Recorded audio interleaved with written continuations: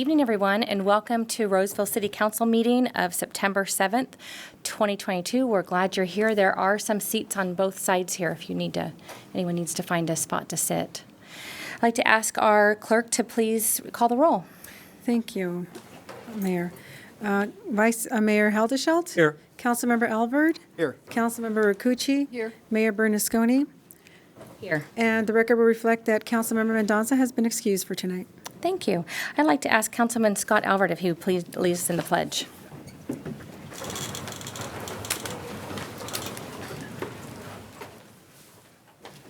I pledge allegiance to the flag of the United States of America and to the republic for which it stands, one nation, under God, indivisible, with liberty and justice for all.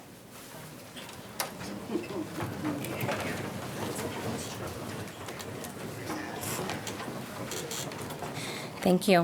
I'd like to ask our clerk if she would please announce the meeting procedures. Good evening, everyone, and welcome to the September 7th City of Roseville City Council meeting. If you're present here tonight and have not already picked up an agenda, please help yourself as they're located at the end of the table to your right. As a reminder, the Brown Act does prohibit our city council members from taking action on items that are not listed on tonight's agenda or discussing these items with the public. Each speaker may address the City Council at the podium. Each speaker will be provided with 3 minutes during this public comment time for non-agenda matters. And they have an opportunity to express their comments for a maximum of 25 minutes as an allocated time for non-agenda items. Speakers that would like to address the City Council on agendized items will have a maximum of 5 minutes to be able to express those concerns for that item. Time will be monitored, and so once the red light begins to flash, please start concluding your comments as your time will be finalized at that point. Lastly, if you're here to address the City Council, please consider providing your name for the record. And with that, welcome to the City of Roseville City Council meeting, and thank you for your civic participation tonight. Thank you very much. We have 2 presentations to give this evening. We'll start with item 5.1, which is the proclamation for Constitution Week. Councilmember Pauline Rakucci will present it to Peg Winnie.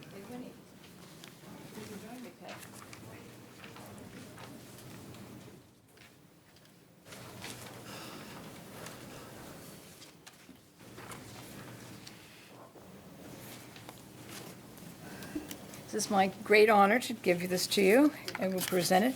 This is for Constitution Week, and it's September 17th to the 23rd. And it's whereas the Constitution of the United States of America is the guardian of our liberties and embodies the principles of limited government in a republic dedicated to rule by law. Whereas the United States Constitution stands as a testament to the tenacity of Americans throughout history to maintain their liberties, freedoms, and inalienable rights, and it is fitting to accord official recognition to this magnificent document on which we'll have this memorial anniversary, and to the patriotic celebrations which will commensurate the occasion. Whereas Public Law 915 guarantees this issuing of a proclamation by the President of the United States of America, designating that September 17th to the 23rd of every year as Constitution Week. Therefore, our Mayor, Krista Bernasconi, and the Council do hereby proclaim September 17th to the 23rd as Constitution Week and encourage all citizens to reaffirm their ideals of the framers of the Constitution by vigilantly protecting the freedoms guaranteed to all throughout the Constitution of the United States of America. This is our Bible here, our core for our country, and I'm glad. Yes, it is. I'm very glad you're here. Thank you for being here, and please say a few words. Yes, I would like to thank you for giving this to Gold Trail Chapter, the DAR of Roseville, California. I appreciate getting this, and I have received this for many years as working on the Constitution Committee. And I do think in reading that, our Constitution is so valuable. Thank you for being here. Thank you. You want a picture? Yes, please. Ryan's going to take your camera and take a picture. Oh. You want me? I can. Do you want me to use your phone or take one with mine? Well, All these Take- I can choices. take one and we'll get it to you. okay. That's probably better. You know what, we can even open it up with this. Let's look at that. Yeah. 1, 2, 3. Thank you. Thank you for being here. Beverly, you ready?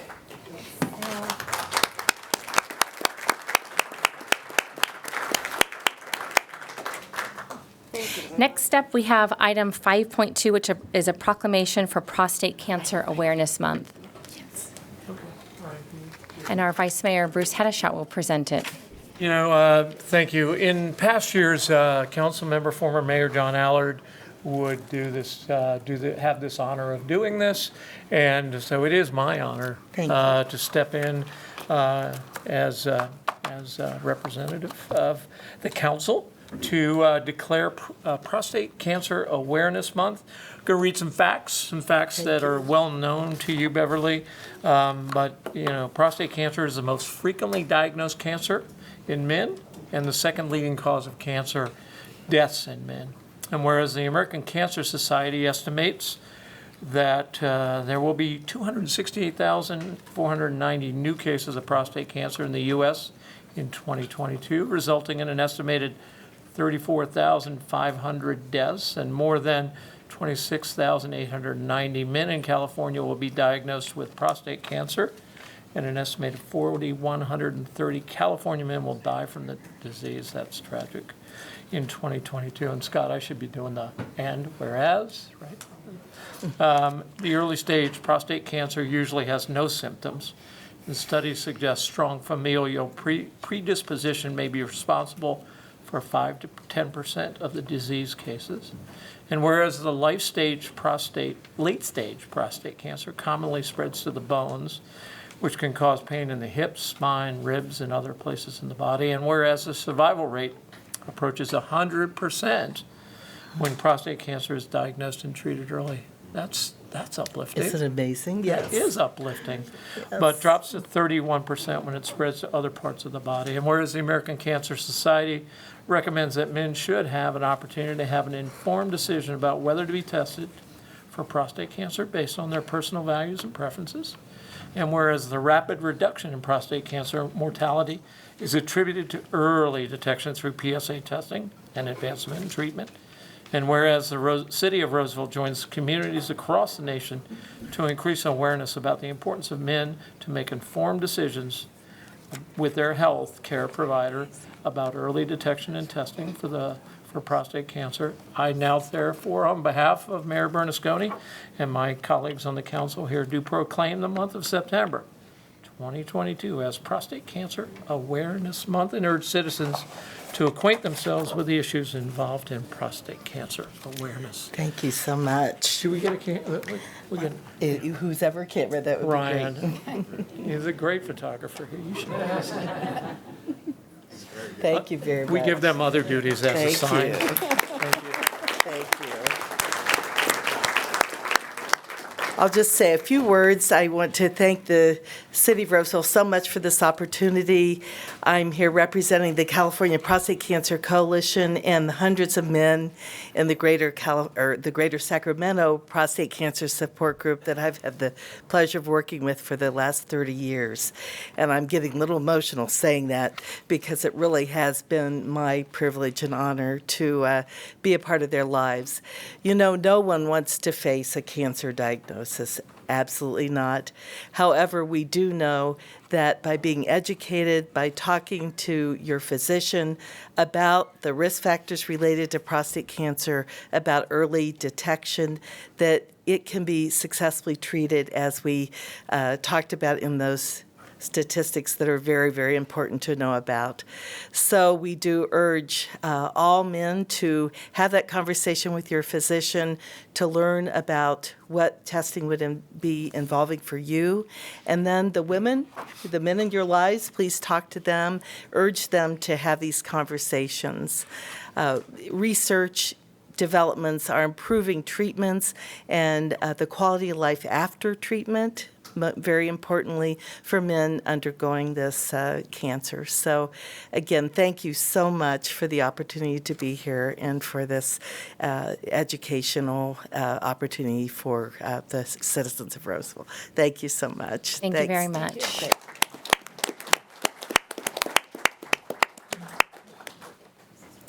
Okay, now is the time for public comment. I'd like to ask our clerk to please read the procedure for public comment. Thank you. So once again, for public comment, you will have 3 minutes for non-agenda items. So at this time, if anyone would like to address the council on non-agenda items, please step forward.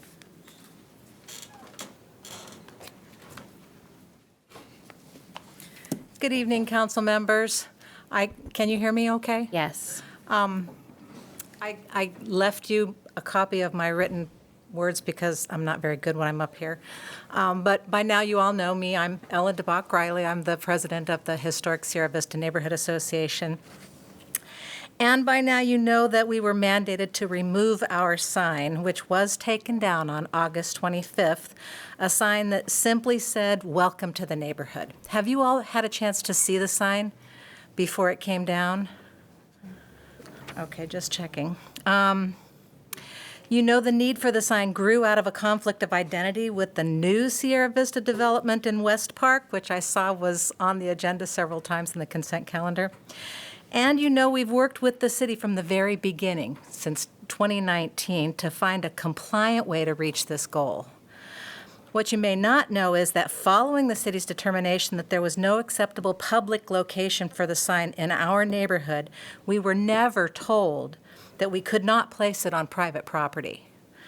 We saw that as our only option. The original citation was for an off-site commercial sign, but then switched to being prohibited simply because it was not expressly permitted in the code. It seems like even code enforcement had trouble deciding what we were in violation of. Being prohibited because it's not expressly allowed is like telling a child no because I said so. There really just was no specific standard that was stated for which we were in violation, like excessive height or setback or anything that we could correct. You know, we appealed this decision to the design committee as recommended at an expense of more than half of our savings, our little neighborhood, only to be told they never had the authority to grant our appeal because there's no code that would expressly allow it. Did you know the committee clearly recommended council direct staff to amend the code to include a provision for a sign of this type? We were told this was the only path forward. Planning agreed this could be done. Planning asserts that allowing our sign would allow any property owner to apply for a permit to install a community identification sign, which really doesn't seem likely, but I understand. But that's not going to be the case if they write the amendment containing criteria specific to our situation and that of other historic neighborhoods. We believe the code does provide council and the Director of Development Services authority to approve the sign. But we only have the written code for us to try to figure this out. We're not lawyers, we're not planners. Planning staff have interpretations that are not written in the code, and they're using it to justify their decision. Of course, the planning is going to recommend against our appeal because that was their ruling to begin with. And their explanations are a series of logic loops, like you can't get a permit because it's prohibited, and it's prohibited because you don't have a permit. Those kind of logic that you Ellen, can't you're argue. over your time. If you could just wrap up your comments, please. Okay. We are not asking whether you like the sign or not. We're asking you to apply the sign ordinance fairly and consider our unique situation. It's not fair to allow new developments to erect large wall monument signs with our long-established name and not allow us a modest identity sign on private property when there's no public property available. We've been told to come to council when we need help. That's what we're doing. Please help us to bring back our sign. Thank you. Thank you for your comment. Anyone else here tonight that would like to make a comment on any item that's not on the agenda, you can come forward now. And once we have one speaker up, if there's someone else they can line up, we can do one lined up behind. Good evening. Good evening. My name is Kasia Williams. I've been a resident of Roseville since 2012. I became American citizen 2018. I've lived in other states, but became permanent resident here in California. Since I became a citizen, I decided to get involved in our legislative process. As I've learned, a lot of what happens in our city comes from Sacramento. I started studying the bills proposed in Sacramento. I've learned that there's usually sometimes over 3,000 Ms. per Williams, year. are you here for the appointment of the Parks and Rec? No. Okay. No. Well, I That's wanted an to. agenda item. Yes, So, okay. but this is something different. Okay. And so my point is, I've reached out to City of Roseville because I've been concerned about many bills being proposed in Sacramento, including SB 1464, which luckily got withdrawn. And I wanted to say how much I appreciate that you have the Law and Regulations Committee, which I don't think every city does. And Mr. Mark Wolinski been in contact with me. He informed me which bills City of Roseville is either supporting or opposing or just having a watch. So I just wanted to inform our residents of Roseville that if you're, like me, ever concerned with legislature and what kind of position our city has, you can reach out. Mr. Mark Wolinski, he was very responsive to me. He replied right back. I attended one of the legislative committee meetings here in this chamber. However, sometimes when you work and things like that, you're not always able to attend, but I was able to attend one. And I was told that the bill I was concerned about, the city of Roseville actually would take a formal stand if the bill would go through the first committee. So I was very relieved to hear that. I also wanted to mention that I'm still concerned about many other bills, but I just would like this council to take a look at Senate Bill 107. It's authored by Senator Weiner, and I believe it's something we should all be concerned about. So if you could maybe even individually just read about it and see what you can do, either individually or collectively as a council. So that's basically my request of the public comment. Thank you. And appreciation for the Law and Regulations Committee. Thank you so much. Thank you for your comment. Is there anyone else here tonight that would like to make a comment on any item that's not on the agenda? You can come forward now. I'll close public comment, and we will move on to item 8.1, letter of support for the Gathering in State of Consent calendar. Sorry. I'm getting ahead of myself. Consent calendar. I was not opposed to that. Thank you. Right, okay. All right. Thank you. So for consent tonight, all matters on consent calendar are considered routine in nature and will be approved by one motion of the City Council. There will be no discussion on consent calendar items unless a member of the City Council, staff, or a member of the public requests that a specific item be pulled for further discussion. At this time, neither council or staff has requested any item be pulled. I'd like to know if anyone in the audience or member of the public would like to pull an item for further discussion tonight. One hand? If I understand right, to speak on one of the agenda items, particularly 7.13. Did you have a question on that? Just pull it. So we'll pull that item. We'll hear the rest of the consent calendar, then you can comment on that one. Okay. So again, tonight we have items 7.1 through 7.29. We will be pulling item 7.13 at the request of a public. So moved. Thank you. Motion made by Councilmember Haldeshelt with a second by Councilmember Rakucci. We'll start our roll call with Vice Mayor Haldeshelt. Yes. Councilmember Albert. Yes. Councilmember Rakucci. Yes. And Mayor Bernasconi. Yes. Again, the record will reflect that Councilmember Mendoza is not present as he was excused for tonight's meeting. Okay, and then we'll move on to item 7.13. And this item is a citywide East Site Radio Communications Tower, environmental clearance, and acquisition and easement document. Sir?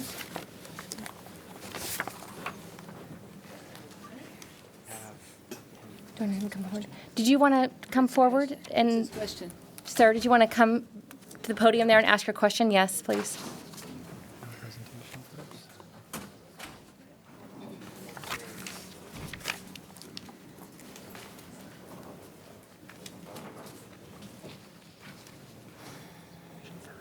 Hi, my name is Lance Hibben. I live at 1310 Jamestown Way in the Maidu Neighborhood Association boundaries. That represents about 1,200 homes for the Arcona Roseville Coalition of Neighborhood Associations. On August 23rd, we had our monthly neighborhood meeting, and staff were on the agenda at the meeting to speak about the East Side Communications Tower. And there were some mixed reactions concerning the tower, and I have also followed up with staff on a few other additional questions. And but I still have some remaining concerns that I'd like to share with the council. And these concerns are basically threefold. One has to do with the initial study. And I'm not sure if you have the initial study in front of you or not, but on page 3-2, item 3.1, which is titled Environmental Factors Potentially Affected, there's a series of boxes that are checked or not checked in relation to what factors are going to be discussed. And one of the factors that's not checked has to do with aesthetics.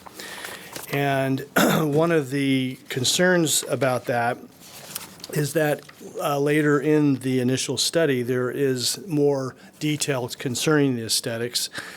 So the tower is going to be, is proposed for 180 feet in height. And if you can kind of picture that, that's essentially equal to a 16-story building.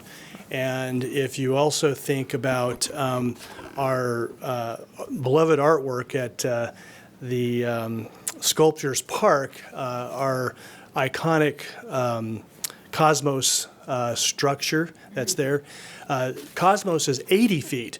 So this tower is going to be 100 feet taller than Cosmos is, just kind of for relation. But anyway, further into the report, it does talk about on page 3.7, public views of the top of the tower would be available from Douglas Boulevard, Rocky Ridge, and Staunch Drive. However, at 180 feet, the views of the tower are going to expand far beyond what's described. The study also talks about the proposed project would generally consist of a visual character consistent with the visual character of the project vicinity, which is, I know it's hard to do because there aren't any other 16-story buildings in Roseville. And then last on this page, it includes antennas and communication facilities are intended to minimize the adverse impacts of such equipment and structures on neighborhoods and surrounding developments by limiting the height. Their staff have explained why they have to have a 180 foot tower at this location. But there was also some other locations that were considered as part of a very lengthy process on their part. I guess it's been 15 years in the works. So those are some of my concerns about the initial study on why something wasn't checked, but then something was addressed.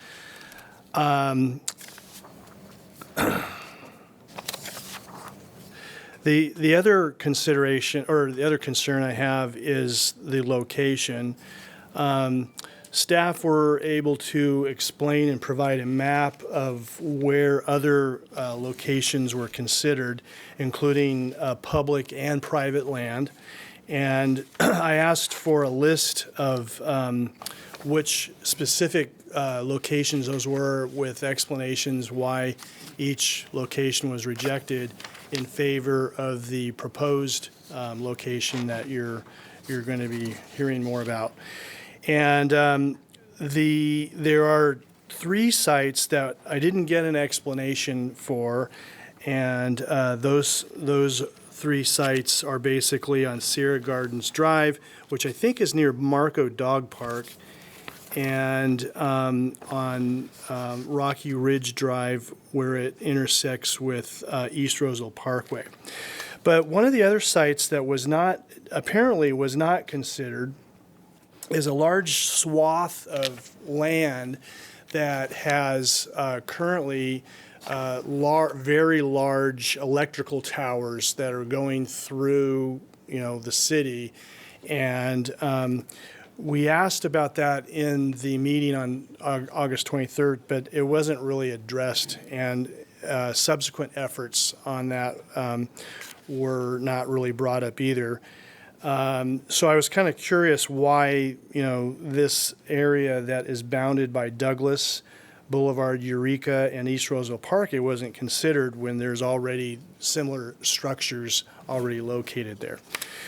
Mr. Hibben, you're over your time. Can you please Yeah, wrap up your I'm comments? wrapping up right now. So basically, that summarizes my concerns with the study, the aesthetics, and alternate locations. Thank you for your comments. Thank Does you. staff have any response on that?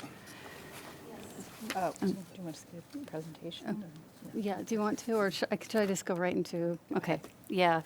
I can speak to the initial study questions that Mr. Hibbins had. Regarding the checked boxes, there's a little paragraph right above. It explains that the impact areas that are checked are the areas that were identified as potentially significant in the initial study. It doesn't indicate that the impact area won't be evaluated. It was. So because there were no potentially significant aesthetic impacts, that box wasn't checked. And the reason that the box wasn't checked is explained in that section under aesthetics, where it explains that the standard for evaluating the level of significance for aesthetics under CEQA in urbanized areas is whether or not the project is consistent with the city's design standards and zoning ordinance. In absent a formal designated scenic vista, which there isn't one in the city of Roseville, that's the standard, and the project is consistent with zoning and other design guideline type regulations at the project site. So from a CEQA evaluation standpoint, it's a less than significant impact. That was the metric that was used to make that determination. And I think that addresses the initial study concern. There was one other question too he had. In terms of the site selection process and going through different areas, in terms of the Marco Dog Park, that is too close to the existing police department tower, so we would be close to the police department, possibly introducing some simulcast interference issues between those 2 locations, and then subsequently not covering an area towards the eastern part of Roseville. So that wouldn't meet the site requirements there. In terms of the large swath of land that was spoken about for the power towers, that is a large swath of land. As he mentioned, we refer to it as the power tower corridor. We looked at co-locating on one of those towers in that area that did not meet the site requirements and meet the needs for public safety. In terms of the areas around those power towers and in that area, we did work with our electric department, and we looked into the feasibility and possibility of doing that, but there were easement concerns expressed by those property owners, so we were turned away at that point. Okay. Anything else from staff? No. Okay. Does the council have any questions? Any other comments? When we do public comment? I figured I would have staff or have council ask questions and then open it up to public comment again. Okay. Councilmember Alvin? Just a couple basic questions. Could you tell us why it has to be 180 feet tall? Why can't it be 10 feet tall or 80 feet tall or something like that? Sure. So the city has two existing primary radio sites. One is at the police department, one is at the near the energy park, and they're both 180 feet. That 180-foot mark allows us the best transmit receive capabilities to and from the field level. With the 180 feet at Stroud Drive, we will be able to provide better coverage to the hospitals, to the Galleria, to even outdoor areas like Miners Ravine, and then back up from the field to those locations. There has to be vertical separation between transmit and receive antennas of at least 40 feet, and trying to provide the best coverage that we can. And that location has to be 180 feet. Is this, no matter where we locate this with some of these other things, is it still going to be a super tall tower, I would assume? So wherever we put this thing, we're going to have an ugly tower that aesthetically is ugly, and I guess that's acceptable no matter where it goes because towers are ugly. Is that? It can change a little bit with the natural land elevation. There are some locations that we spent a lot of time and money trying to negotiate with private property owners, and that would have been taking advantage of the natural land elevation. We would have had around a 120-foot tower in that area to receive the same performance. But at the location of the city-owned parcel at Stroud Drive, it's 180 feet to get back to that point. That's it. Thank you. Yeah, just following up on Councilman Albert's questions, which I had the similar question. When I get off on Riverside to come to City Hall, you know, Kaiser built a 5-story tower there. I lose cell connection. It blocks. Is that, and Kaiser on Douglas has some fairly tall buildings. Is this size to ensure that other structures will not be impeding a radio communication? Yeah, we'll never provide perfect coverage, but what we can do is put our best foot forward and provide as much coverage as we can to wherever we can, whether it's inside of a building or into different terrains. But yes, we do need that tower height in order to provide that sort of. Yeah, I thought, I was thinking that the elevation change between this property and Douglas was significantly, was probably dropping down 40 feet, but on 3.6, the proposed tower, that does look rather stark. But again, Kaiser's right across the street, right, and they're going to be building a new tower there, aren't they? So you have to take that into consideration when you cite this? Yeah, so a good case in point example is right now the city's current east site is on top of a commercial office building, which is around 80 feet tall when you take into account the building itself and the mast on top.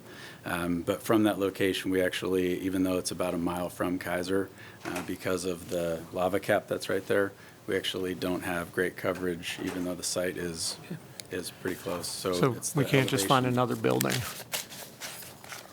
to put on top of. Yeah. In order to meet the site requirements, we're looking for capacity, scalability, improved coverage. We really do need to get to that elevation. Thank you. Thank you, Mayor. Thank you. I just had a question. You said one of the sites you were looking at are the power lines that are running out there. So, and there was like easement questions. Is that because of being close to the power lines, like interference and you can't function, or? There are potentially interference concerns, especially on the VHF frequencies that primarily the fire department uses. But the easement itself was brought forth by the property owners, SMUD, WAPA, PG&E, and they don't want to put any towers in their area. Okay, thank you. Open up to public comment. Is there anyone here tonight that would like to comment on this item? And come forward. Okay. I'll close public comment, bring it back to the council unless there are any further deliberations. I appreciate staff's report, and I'm ready to move the item. I appreciate the community's involvement and concern. And also, I think that we exhausted to make sure that we could have a good first responder radio capacity all the way around the city. And that site really needs to have more. And you can't hide a 180-foot pole. That's kind of the sad part. But for what it can do, and the city looked around at what options were there and what obstacles there were. I think they did a good job. Okay. Thank you. With that, so tonight the City Council will consider adopting Resolution Number 22-351, adopting the initial study mitigated negative declaration, ISMND, and the ISMND mitigation monitoring and reporting plan, MMRP, for the citywide East Side Radio Communications Tower and approving agreements for acquisition or permanent and temporary easements. If I can get a motion to adopt, please. So moved. Second. Thank you. We have a motion by Vice Mayor Haldeshelt with a second by Councilmember Rakucci. With that, we'll start our roll call with Vice Mayor Haldeshelt. Yes. Councilmember Alvord. Yes. Councilmember Rakucci. Yes. Mayor Bernasconi. Yes. And the record will reflect that Councilmember Mendoza did not participate in tonight's meeting. Thank you. Thank you. Okay, we'll move into our special requests reports presentation. We have item 8.1, letter of support for the Gathering Inn State of California Community Care Expansion Program funding application. Melissa, our Economic Development Director, Melissa Anguiano, presenting. Good evening, Mayor Bernasconi and members of the City Council. Melissa Anguiano, your city's Economic Development Director. The item before you tonight is seeking direction regarding a letter of support for the Gathering Inn's application for Community Care Expansion Grant funding from the State of California Department of Social Services to establish a medical respite center in Roseville. And if the direction is given to prepare said letter, we are asking Council to adopt a resolution authorizing the mayor to sign any such letter on behalf of the city. Contingent on site control and funding, the Gathering Inn, TGI, is proposing a medical respite center at 300 Alifa Street here in Roseville. The proposed site is located in the Los Cerritos neighborhood and is within an approximate 500 feet radius of Woodbridge Elementary School. At the July 20 City Council meeting, Council received an overview from TGI of the proposed center and requested TGI conduct additional community outreach with the surrounding neighborhoods and stakeholders based on public comment. On August 11, TGI held a meeting with the Los Cerritos neighborhood to discuss the proposed respite center and has also provided a written response to some of the comments they received. We have copies of that written response at the front of this table for anyone who is interested. Keith Diederich is here from TGI to share the outcome of that meeting and answer any additional questions. Thank you very much. Would you like to come forward?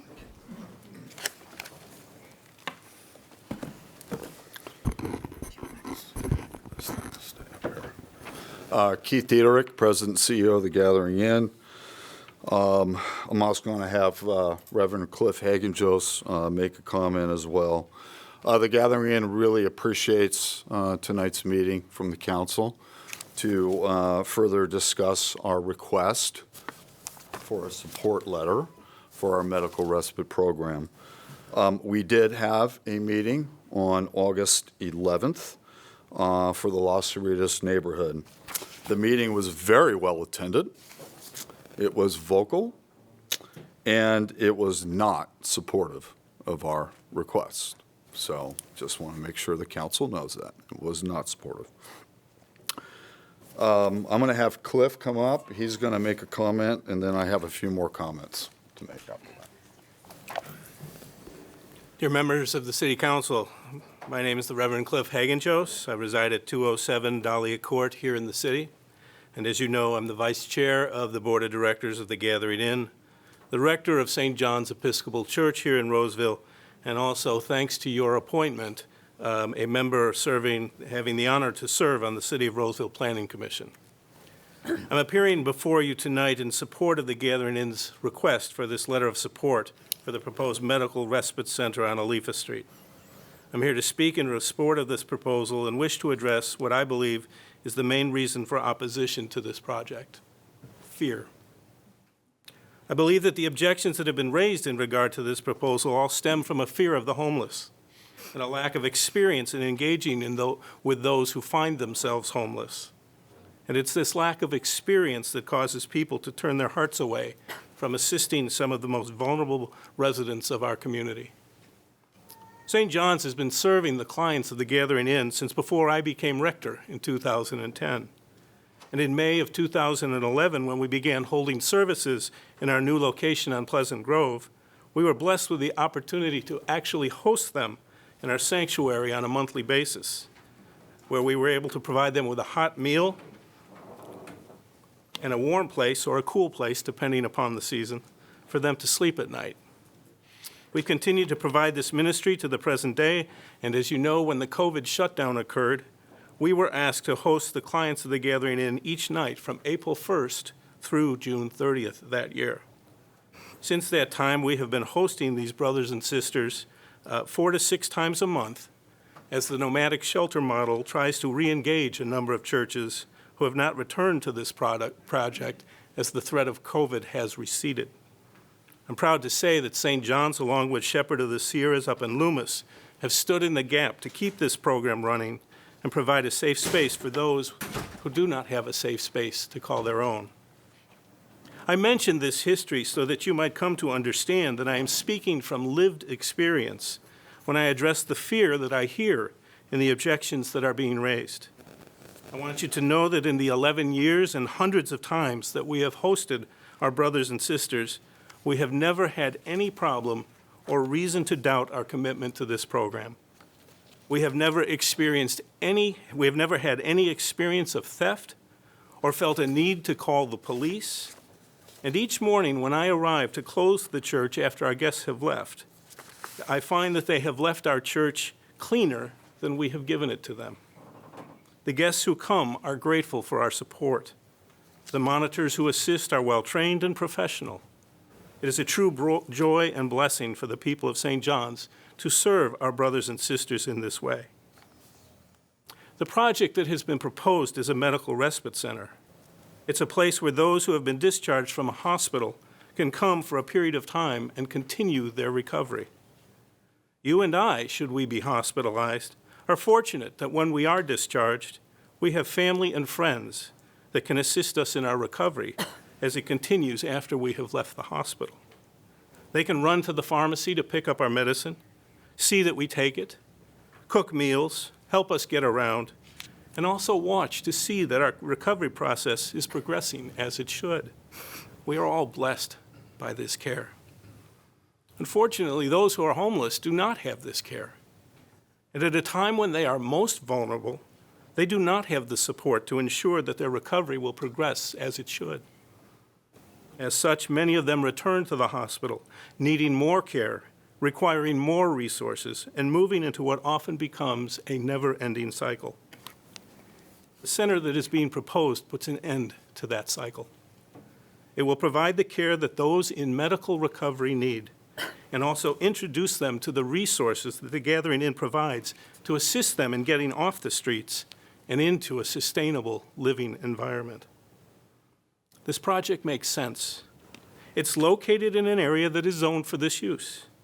It's supported by the area hospitals. It will reduce medical costs for all of us and free up hospital bed space for all of us in the long run. It's a project not to be feared, but rather supported. It will provide huge benefits to this city and provide further witness that the city of Roseville is a place where all of its citizens are cared for and valued. As an ordained minister, I view this as a sacred opportunity. It is not to be feared. It is to be embraced. Thank you for the opportunity to listen to these comments.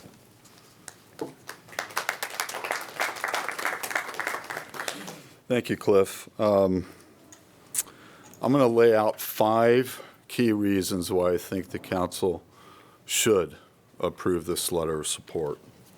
First of all, and I think Cliff has hit it on the nail on the head, it's the moral and ethical thing to do. It actually will save lives. Think about the heat today, and if you were discharged from the hospital with a physical condition and had nowhere to go. That's number one. Number two, the need is there. Over 200 homeless individuals discharged from hospitals mainly up in Auburn and mainly up in Roseville. Can't get any help because there's no room at the inn. We don't have the capacity in our current program. Third, the funding totally pays for it, both the capital and the ongoing. State pays to build it, and the health plans pay to fund it. We would never come back to the city of Roseville and ask you for a dime for this program. It more than pays for itself. Fourth, although the program is located in Roseville, it would serve the entire Placer County community, just like our current medical respite program in Auburn. Did you know that our Auburn program received 24 referrals from Auburn Sutter Faith and 34 from Roseville Sutter Hospital? So Roseville folks are already being served with our program up in Auburn. 5, and last one. Cliff hit it on the head, the nail on the head again. It reduces emergency room use. It reduces hospital bed use because now you have somewhere for folks to go. Now, I mentioned that there was significant community non-support at the meeting. And I'm going to just real briefly say just a couple, 3 key things of what I heard were the major objections, and then an answer to that. I did provide the council with a misconceptions and truths document. Some of that's included. The first one is it's 0.2 miles or 500 feet, however you want to look at it, from an elementary school. There's also a daycare. I think it's right on the street. Okay? That is one of the reasons why folks don't want it there. By deductive reasoning, then you're saying that the homeless that would be in that program are more disposed to abusing children than the general population. That is simply not the case. I provided the council with 2 documents on sexual abuse. 90% of abusers are either family members, relatives, or people that they know. There is no document, no data to indicate that the homeless pose any more of a concern to the children than the general population at large. Second argument, the medical respite program, they'll be dealing medication out of the program because the residents are in charge of their medication. And by being in charge of their medication, there was some concern that there would be some dealing of that medication outside of the building. We've been running our Auburn program since 2009. Never had an issue with that. Everybody's provided a locked locker. It's monitored by our staff. So I think that is not an argument that holds any weight. Vehicle traffic will be too high for the street to accommodate the program, i.e. the medical respite program's too big, okay? We'll need, if approved, we'll need to just comply with building and permitting just like any other project. Also, right now, 4 homes are already approved on that piece of property. If you go 4 times 2 cars minimum, that's already 8 cars, probably 3, you're up to 12. Less than 10% of our clients have a car. 10% of 30 is 3. Then you get about, let's even say we have 8 staff there at one time. You're at the same number of vehicles that you would be in if you had the homes on that property. It's going to attract more homeless to the area. Your homeless are already here. They're already in the hospital. They're being discharged. They got to go somewhere. They're either going to go on the street or they're going to go into a program. And the last one was that this medical respite program is basically a psychiatric program in disguise. that's really what we're all about. It's not a psychiatric program in disguise. It's for physically involved individuals being discharged. Our staff are trained to deal with mental health crises, but that's what this program's not about that. So in closing, I really appreciate, and I seriously do, I really appreciate the opportunity to come here tonight to hear any comments that you all may have, that the community may have. But we think this is a very, very worthwhile program that's needed in the community. And just quickly on discharge data, in 2022, from our Arbon program, 50% of homeless individuals were discharged to community-based housing. Community-based housing. 31% came into our shelter, so at least they're not on the street. 12% went back on the street. We're not going to be successful with everybody. 7% went back to the hospital. We're really helping a lot of people with this program, and we sincerely hope, given the need and given the need that's out there for these folks, that you would seriously consider approving a support letter. Thank you. Thank you for your comment. So my plan is for the council to be able to ask staff any questions, anything that we need to know before we open up to public comment. I want to give the folks an opportunity to say, have public comment. So, and then we'll bring it back to the council for deliberations and questions. So are there any questions first of staff before we get to public comment? I just thought maybe one thing, and maybe we all could mention this. Prior to this meeting, on my email, I've gotten many responses, probably like 20 or 30, both pro and con of the respite and not having it, just liking respite, maybe not there, or liking it there, and people that were opposed. And I also received copies of other emails. So I just wanted you to know, I'm sure the rest of the council was very much like that. So we did get responses from both sides. Okay, so Yeah, I'll wait, because I have some basic questions just for her to answer for us. I'll ask after comments, too. I okay, wanna hear. so we'll open it up. I'll open it up to public comment. We typically have 25 minutes to get through public comment. I know there are a lot of you that are here, and we want to make sure that you all are heard. A couple things for public comment if the comments become redundant, I would just ask that you either make a new point or just know that we have heard you. As Councilwoman Pauline Rakucci mentioned, we have read your correspondence. I would say if it was sent in before 3 o'clock today, we have read it.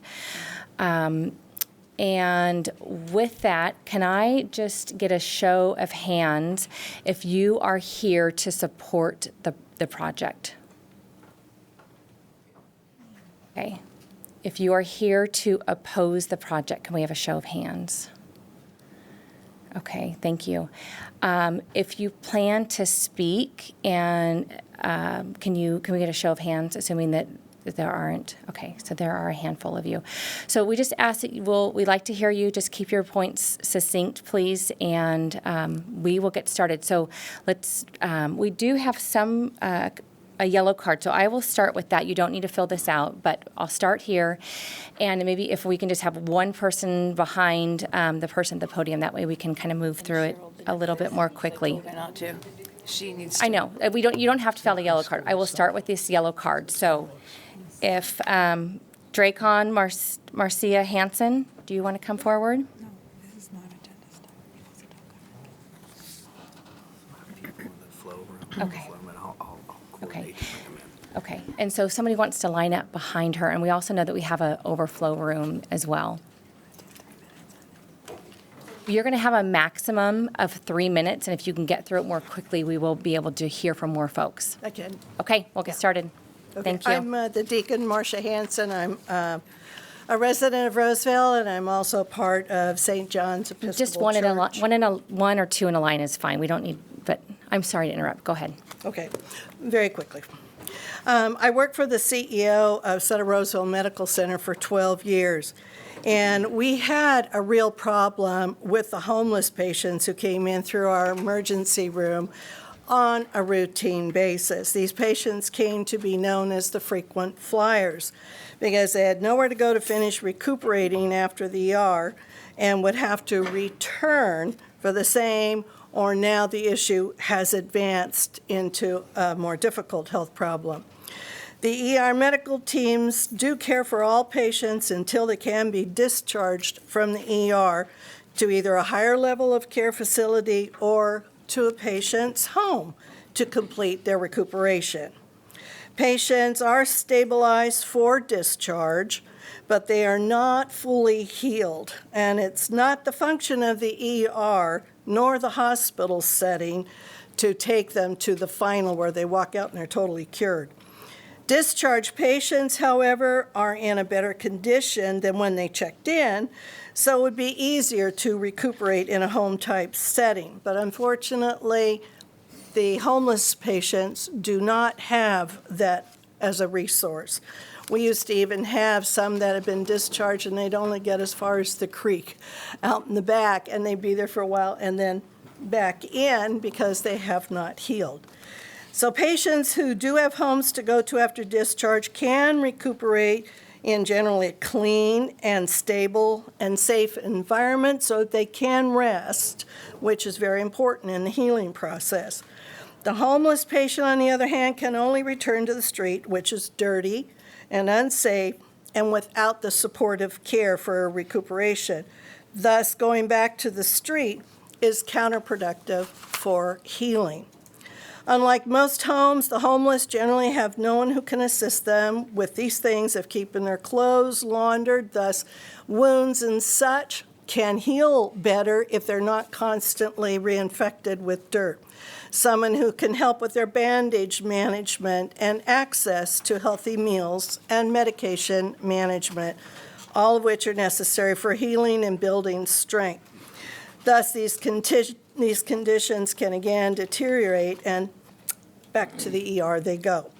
These repetitive returns to the ER are expensive and probably a financial burden picked up by governmental assistance programs over and over and over again. And it also is a burden on the hospital. And as Father Cliff had mentioned earlier, they end up, folks that should not be coming back and taking up bed space are, because they had nowhere else to go to recuperate. Can I have you wrap up your comments, please? You're over your time. Will do here. So what the Gathering Inn is offering with this 30-bed respite is the ability to discharge homeless patients to somewhere, to a better setting where they can begin to recuperate. And I do think and strongly urge that the City Council give a vote of support for this medical respite center. And I thank the City Council members for allowing me to make the statement. Thank you for your comment. Okay. All right, good evening. Hi, you want this? You can bring it, yeah, Yeah, it'll we'll bring it help to the us for the clerk. records. Don't need to have a yellow card, everyone, but Appreciate it's it. fine. It's fine if we have it. Thank you. Hi, Council. My name's Louis McGeorge. I live on Alifa Street. I work downtown. I've been in this community. I was born in Roseville Hospital. I am third generation in this town. My family lives in Los Cerritos on Alifa Street, and we have been there since 1945, I believe, when the house was built. My children attended Woodbridge School. My children currently attend Roseville High School and Cooley Middle School. I'm here to hopefully sway you guys to not support this or not vote for this. We do know that there are council members up there who've taken money from this gentleman, so we hope that that doesn't fail anything with your votes. I was at the meeting. I was on August 11th. I was very loud, but I love my community. I've known the Rakuchis forever. They've been there. They live right down the street from us. The problem we have with this respite facility is it took a while to get some of these answers from these guys because they had someone who was very loud and very rude and boisterous to our community. Shut one lady down, said blah, blah, blah, didn't want to hear what she had to say. This gentleman said that they didn't even need to do this. They're just doing this because they had to, because you guys asked them to. They don't care about us. They don't care about our community. They don't care about Alifa Street. We all know that. Everybody very much knows that. This is all a money grab. This is all for them to make more of what they have. There's no medical, physically trained, certified medical staff at this facility. None. These are people probably from the streets that they have fostered up to help themselves. No medical staff. There's no security. They said that the lot was supposed to have 4 houses on it. It's 3, and they're small homes, so maybe 1 car. Like one of them is almost a tiny home. I don't know where their Auburn facility holds 10 beds. This one's supposed to hold 30. There's no way you can control 30 people with 2 staff members. So no idea where they're going to put all this parking. Their background checks are literally from what's happened in the hospital. These could be violent offenders 400 feet from a school. They don't actually do background checks through the police department. They do it through, this gentleman said he does it through he's been doing this a long time, so he knows who's gonna be okay and who's not. That doesn't mean that person in there, they check Megan's Law, that's it. That doesn't mean that person's not violent, not schizophrenic, doesn't have a severe mental illness. Oh boy, sorry. I don't know if they've done any economic impact on this, but we have terrible sewer lines in our area for single-family houses, not to mention putting a building with 30 people in on it. I know, I'm sorry. I'll wrap it up. I hope you guys please don't vote for this, because remember, we have to vote soon too. So remember that. Thank you. Let me just ask, I want to ask you in the back with the baby, did you want to speak? Okay, because I would let you go. You've got a patient baby right there. Okay. Thank you. Hi, I am Dawn. I live at 228 Pleasant Street. I am the one who has a daycare 4 houses away, a half a block approximately. I brought this. This was in the newspaper on Monday. It was about a homeless man who murdered somebody in the hotel across the street that is now one of those hotels for the homeless. So though this might be different, you can't tell me that there's not violence. Some of this might be repeated. I'll try not to, but I'm here speaking as a business owner, a mother, a sole provider, and somebody who has planned and prepared for having a child. I bought my home a few years ago with the intention of raising my son in a safe and beautiful Roseville. I understand that the people who run this homeless center check Megan's List, however, they do no criminal checks. They have no idea if these homeless people are drug addicts, alcoholics, have a violent history, thieves, or burglars. The place has an open door policy only for the homeless that are supposed to be recovering from these illnesses. Why is this an open facility for recovering of physical surgeries? I question that they are being out till 9 p.m. Why do they need a medical facility if they are out on the streets till 9 p.m.? Seems a normal homeless center would be just fine for these people. The facility is closed to the public, so we are not even allowed to be a part of their community. Yet the people who have no invested interest in this community can roam free in our neighborhood, come and go, loiter, walk the streets until, I repeat, 9 p.m. at night. If they come back high, drunk, or otherwise on something, they are cast out onto the street, not allowed back in this safe medical home. This concerns me as a single mom trying to protect my son's innocence. The things that large population homeless people bring concerning my home, my daycare, and my child. Some of the things are, but are not limited to trash, theft, peeing and pooping where they want, cussing, violence, sex, drugs, literally crazy people talking to themselves, the smell, and the filth. The facility, like they said, has no medically trained people, so what are they going to do? They are allowed their own medications. They can take them out if they want to. It's not regulated in any way, shape, or form. This project is not comparable to the Auburn facility because of the sheer size of it. They've never ran anything even close to the size of what the facility is that they are trying to take on right now, and I think they need a little bit more time to prepare themselves for this. The contracts that they speak of for the medical facilities are a year-to-year contract. They are not there for 30 years like this facility would be. So I think we need to take into consideration that as well. I believe anyone who approves this location and votes to send this letter of approval for the facility to get the money is choosing middle-aged homeless people over the innocence of our children. Our children have not had the chance to live and make their own choices. The homeless, who are supposedly an average age of 56 years old, have had the chance over and over and over again to make the right choices so that they weren't on the street.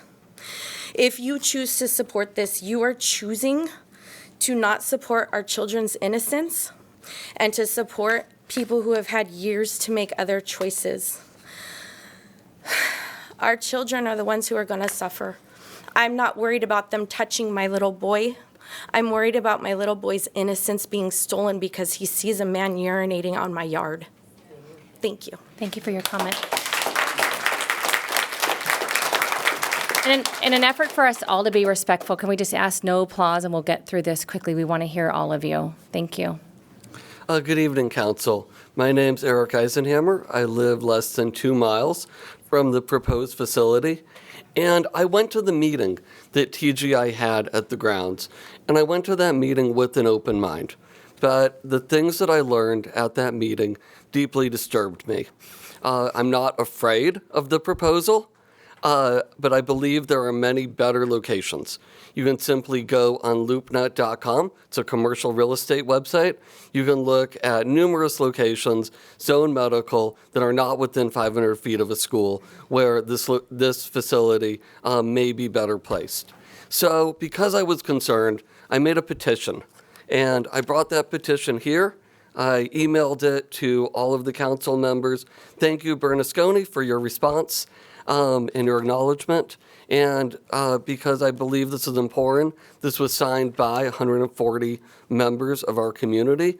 I'm just going to very briefly read this petition to you.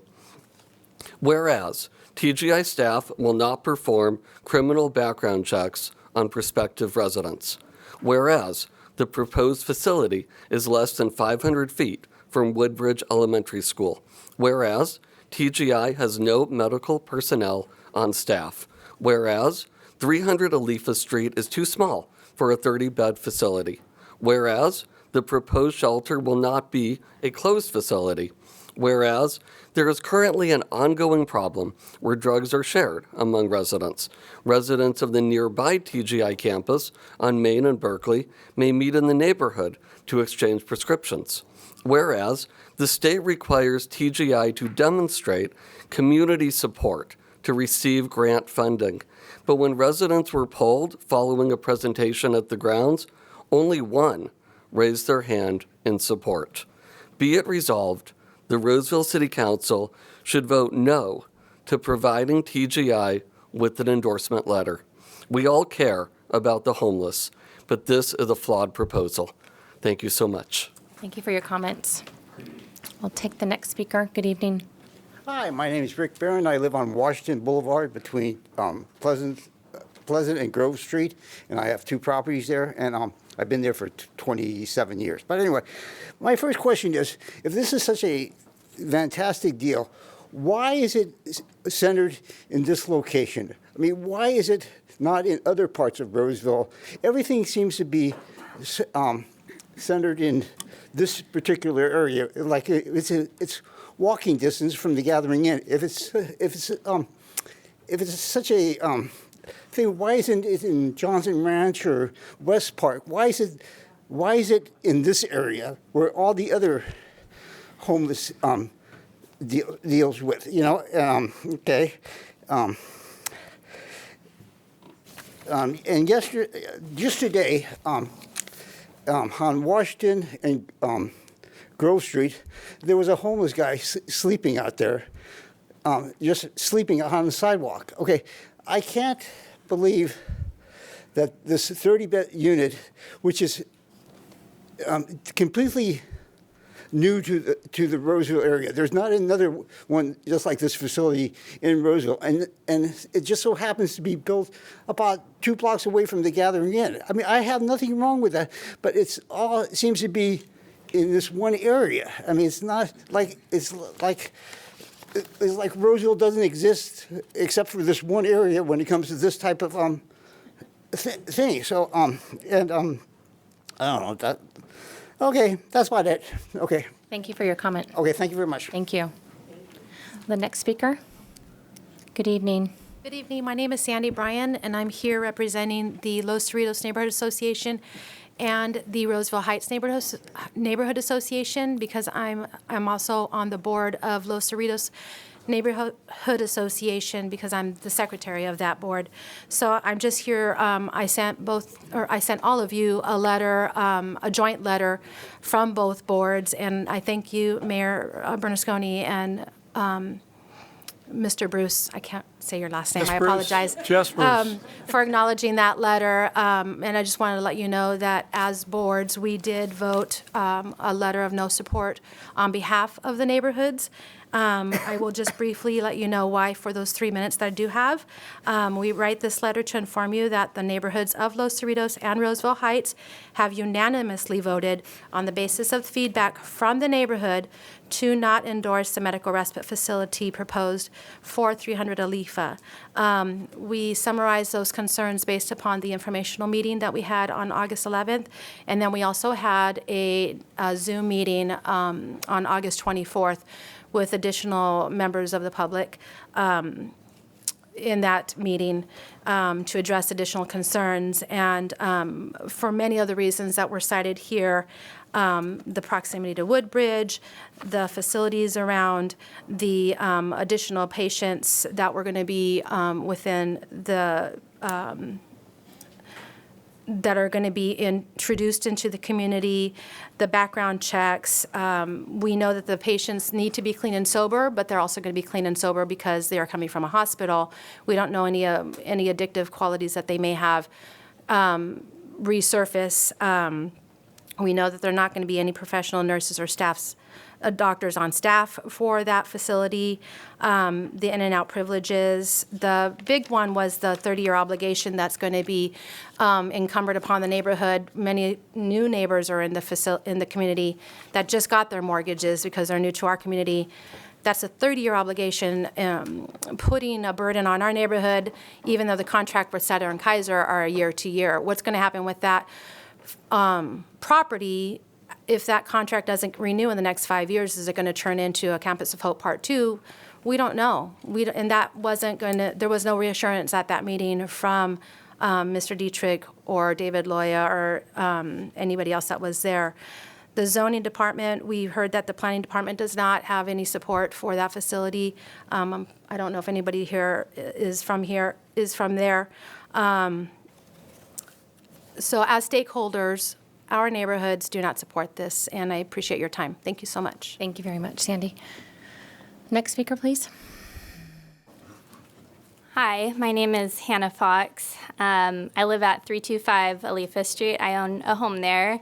That was my 1-year-old son in the back, so sorry for his crying. We've all been there. It's okay. I have concerns about the location of this project. I think that something like this sounds like it's needed, but I don't understand why in the middle of a residential neighborhood would you put a 30-bed medical respite facility for the homeless. There's, a triplex on one side, and then there's an empty lot, and then there's a single-family home on the other side and a single-family home across the street. I live probably 75 feet away from the proposed facility. It seems like a bad location choice for this kind of facility. I ask what you would think if your next door neighbor, you thought they were going to build a house there, and instead there's a proposal for a 30-bed homeless facility. We bought our house in 2020 in the neighborhood, thinking we would stay there, and I'm concerned about safety in the neighborhood, given the facility. we have a park at the end of the street that's basically unusable right now because of the homeless that are there. Me and my sisters walked to it twice this week, and instead of it being full of kids, there's people that kind of hang out there by the bathrooms that are homeless.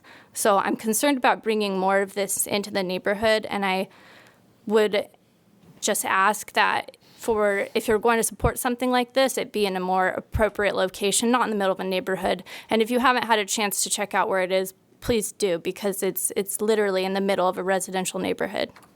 Thank you. Thank you for your comments. Next speaker. Good evening.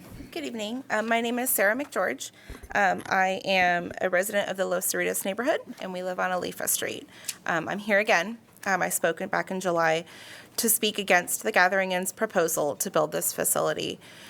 I was in attendance at that community meeting, and I almost brought my children with me because I think that it's important for our children to be participants in this type of civic duty, but I'm glad I didn't, because that meeting was, quite frankly, a little scary at sometimes. On both sides, I'll admit, it got heated. But I was very disappointed at the tone of the Gathering Inn's representatives. They were hostile, they were condescending, they were rude. There was a gentleman that was physically intimidating to some members of the community. They're not intending to be a good neighbor to this community. I really wish that there had been a representative from City Council at the meeting, because I think it's important for you all to see what exactly was happening in the community. I had a bunch of other points that I was going to share, but everybody has really done my job for me there.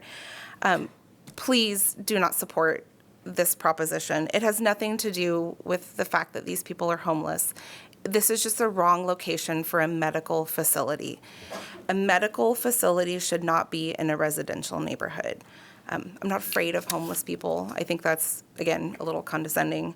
I walk Washington all the time. I walk down Vernon all the time. My husband works at a business right across the street from here. So we live in this neighborhood. We traverse this neighborhood. My son walks to school every day. So it's not a fear thing.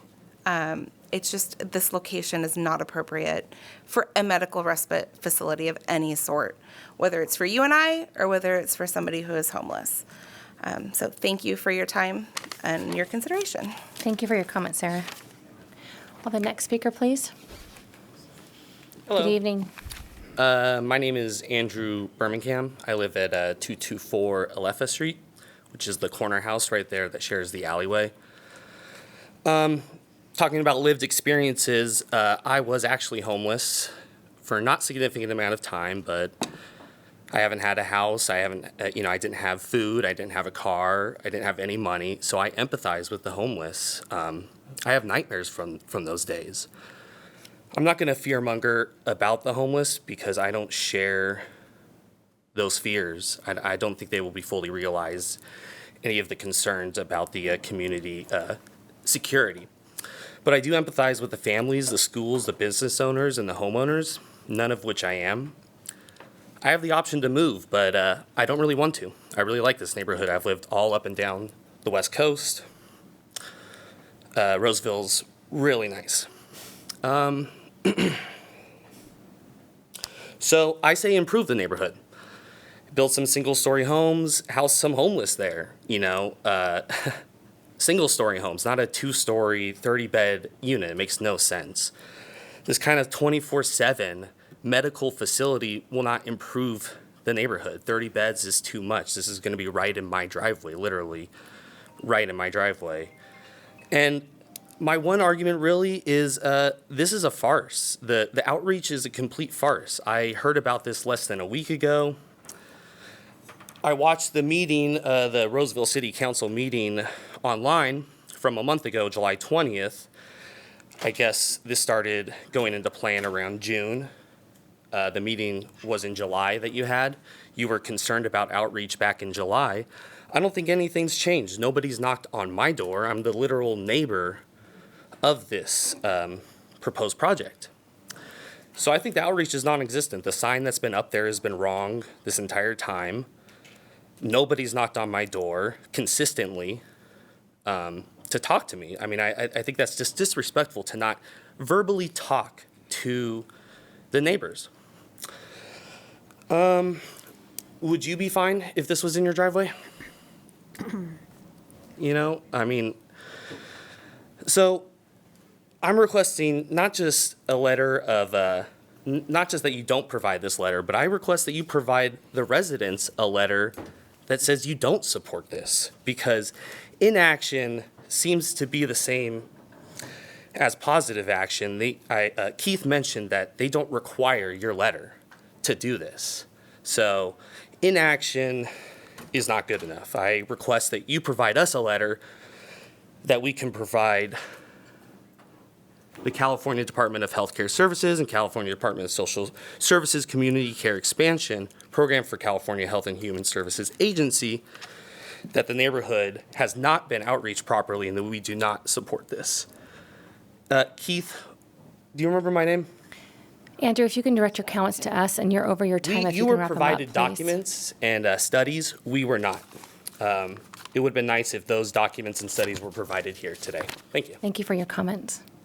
Next speaker, good evening. Hi, Camilla, Alifa Street. I'm back again as well. I'm actually so glad that Keith spoke tonight. I was going to have to kind of reverberate his words from the July session, and I'm so glad that he spoke and said his 5 numbers. The one that stuck out to me the most was that community members are more harmful than the proposed members of a homeless shelter. That is so rich and tone deaf, considering Eliza Fletcher. That is all over news sources right now. It's very privileged of a man to say to a neighborhood of mothers and children and an elementary school that a neighborhood could not come within contact of danger, theft, rape, killing, because a community could be more dangerous. You bring in the community and you make it what it is. I moved into Alifa Street. I checked Megan's Law before I moved. I had the privilege of being able to check Megan's Law in every place in 2017 before I moved into a home. And then when I purchased my home, just like less than a year ago, when I looked on Megan's Law as well to make sure that my family with my 2 children and my old dog, that we were in a safe place for my family to flourish and grow. How incredibly tone deaf in today's day and age to even insinuate that magical stuff of you are protected because I say so. Am I going to come to your door when something happens that you can or cannot propose that will or will not happen?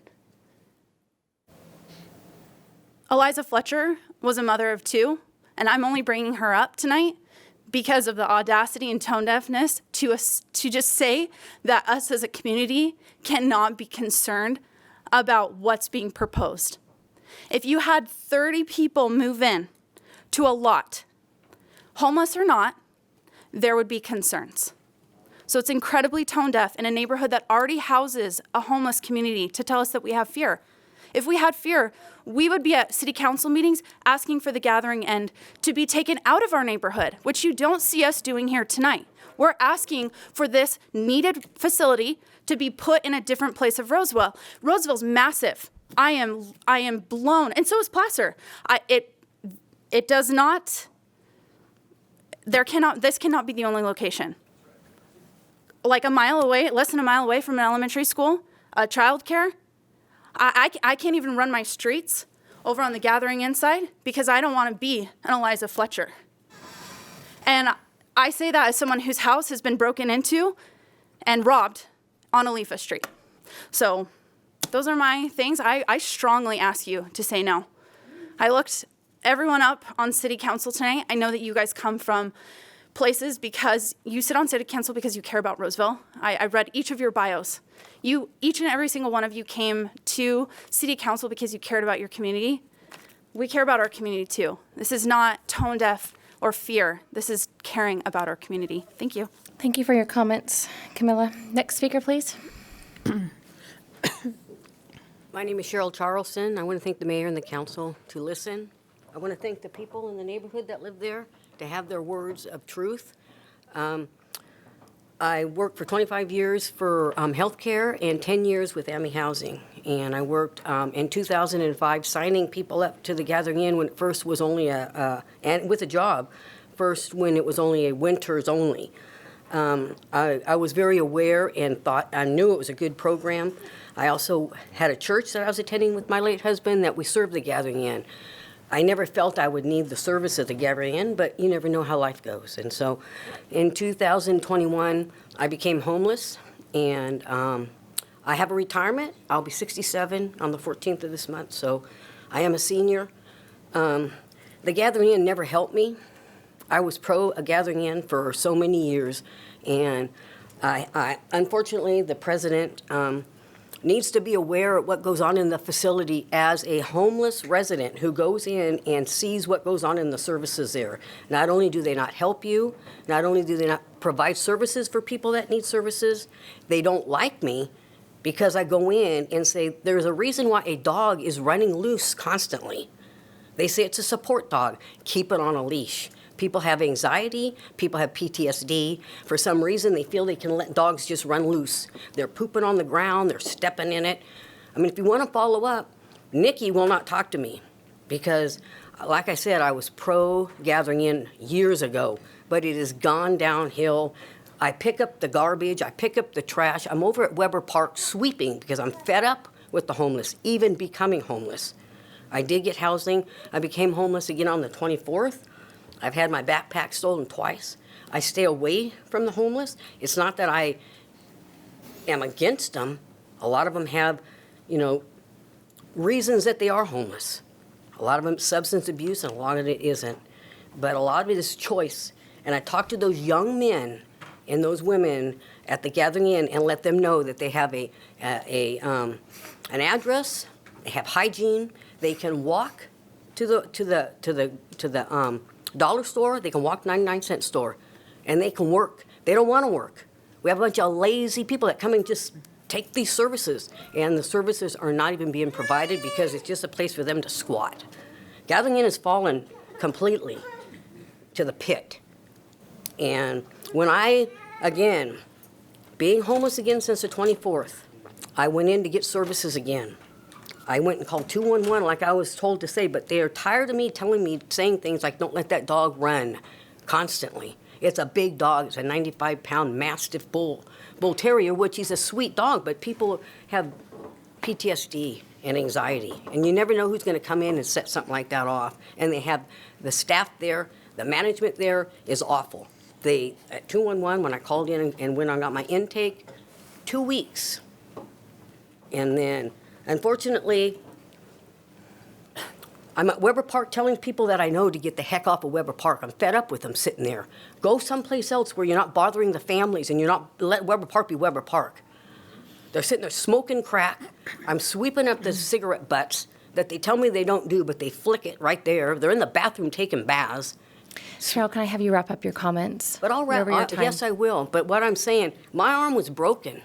And I want to thank the Auburn Police Department because they do their work here.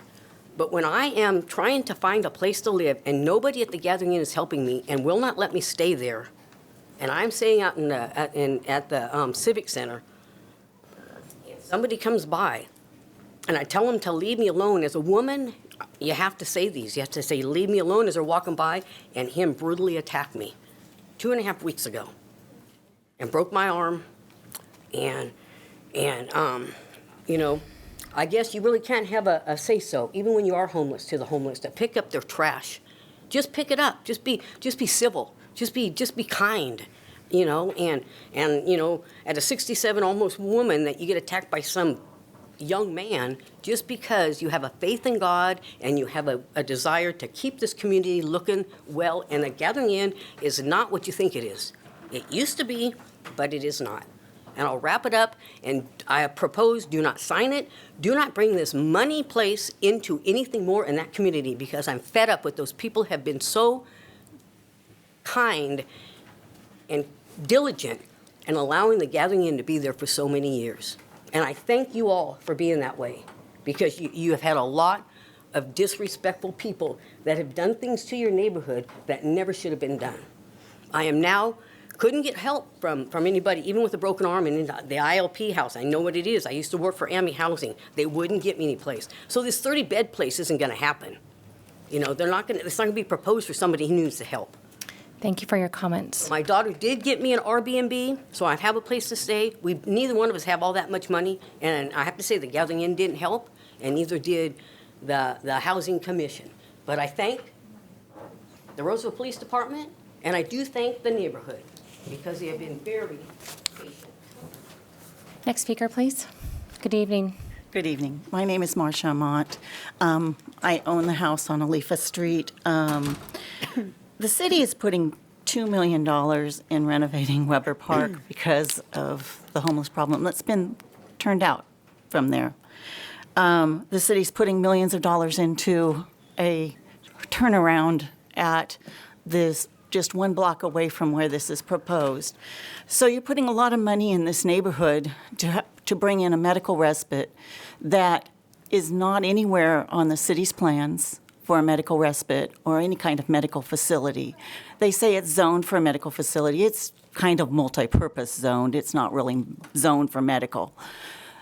The city plan has always had medical facilities in like places. This belongs where other medical facilities belong. If we use their own little statistics as far as how many people it's going to help and how many not, they're using facility statistics from January, obviously, because they went from a 5-person to a 10-person. They've never housed 30 persons in this type of situation or facility. If you listened and looked at the original information we received, it said less than 1% went back to the street. Well, now 12% are going back to the street, that they've increased it by 5 people. What's going to happen when you get it increased by double, triple that? What's going to happen is that's going to be about 1/4 of them are going to go back to the street. Now, they're talking about putting over 300 some odd people through this facility. That means out of 300 people, you're going to have probably close to 100 people going back on the streets anyway. So all of this touting of all these lovely little statistics, I can make any statistic look great. But that's not the point here. The point is this neighborhood, that location is not large enough for the building that they want to put on it.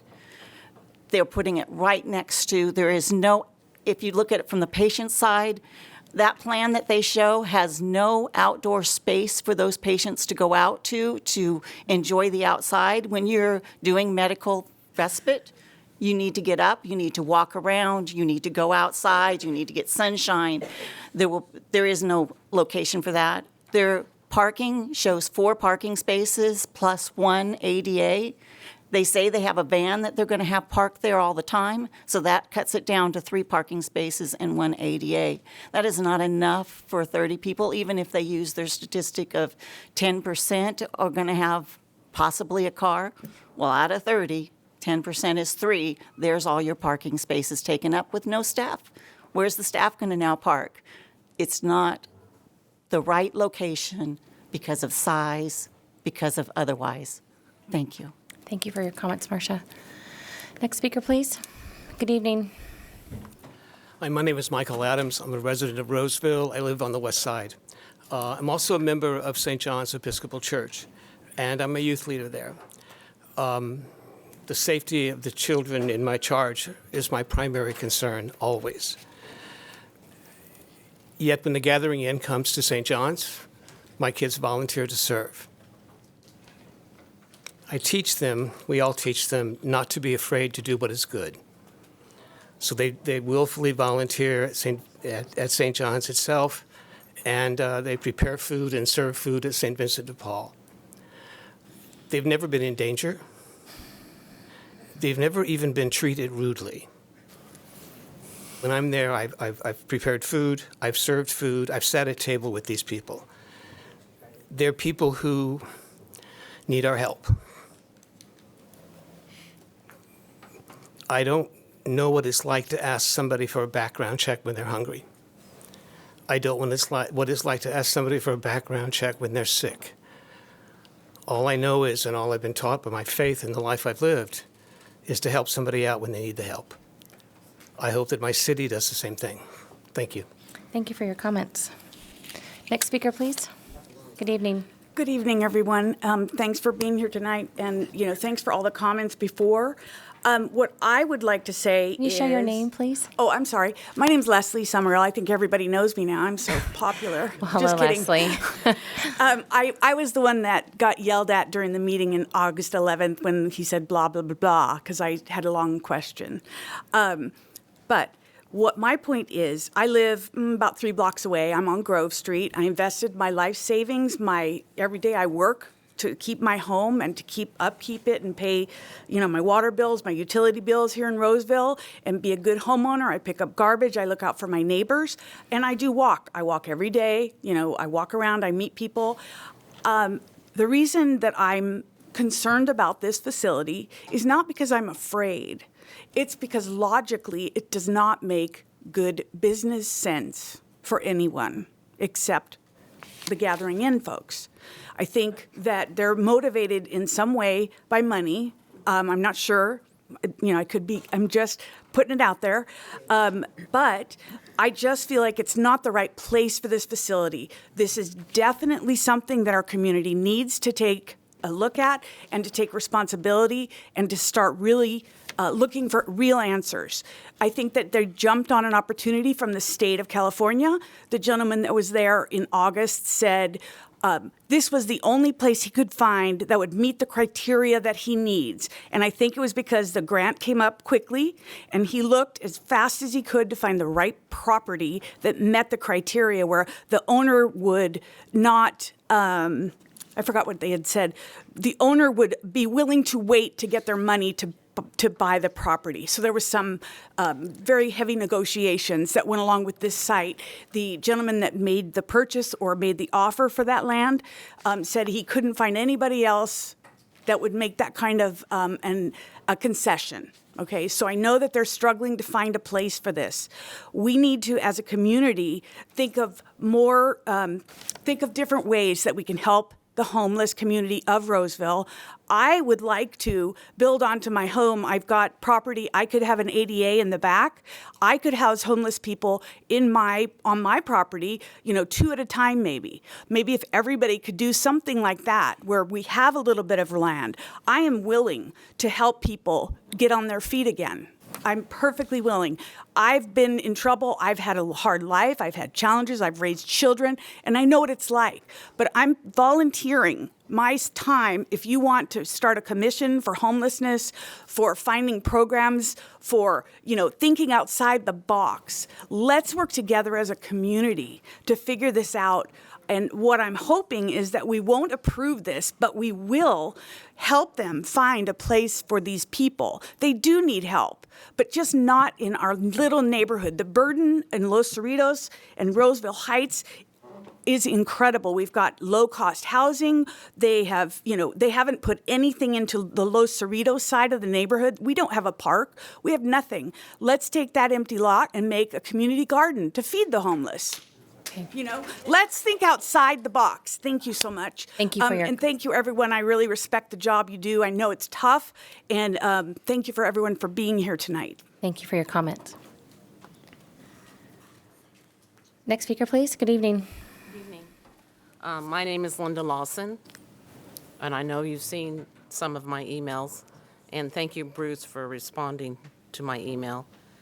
I own the triplex on the corner of Alifa Street. And if you put this building there, my tenants won't have access because you're going to take up half of the alleyway. And I think the lot is too small for what you're trying to put there.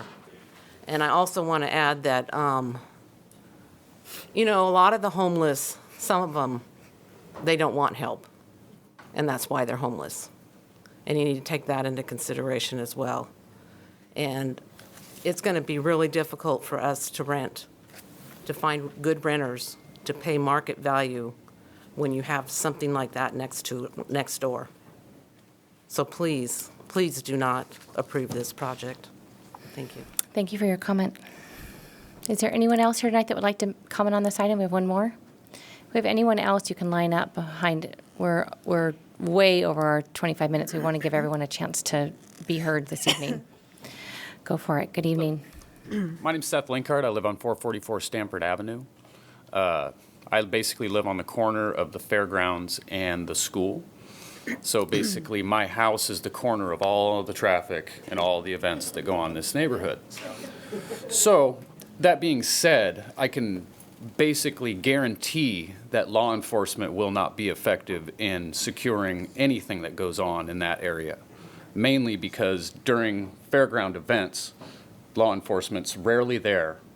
There are fights. People have been murdered in those fairgrounds.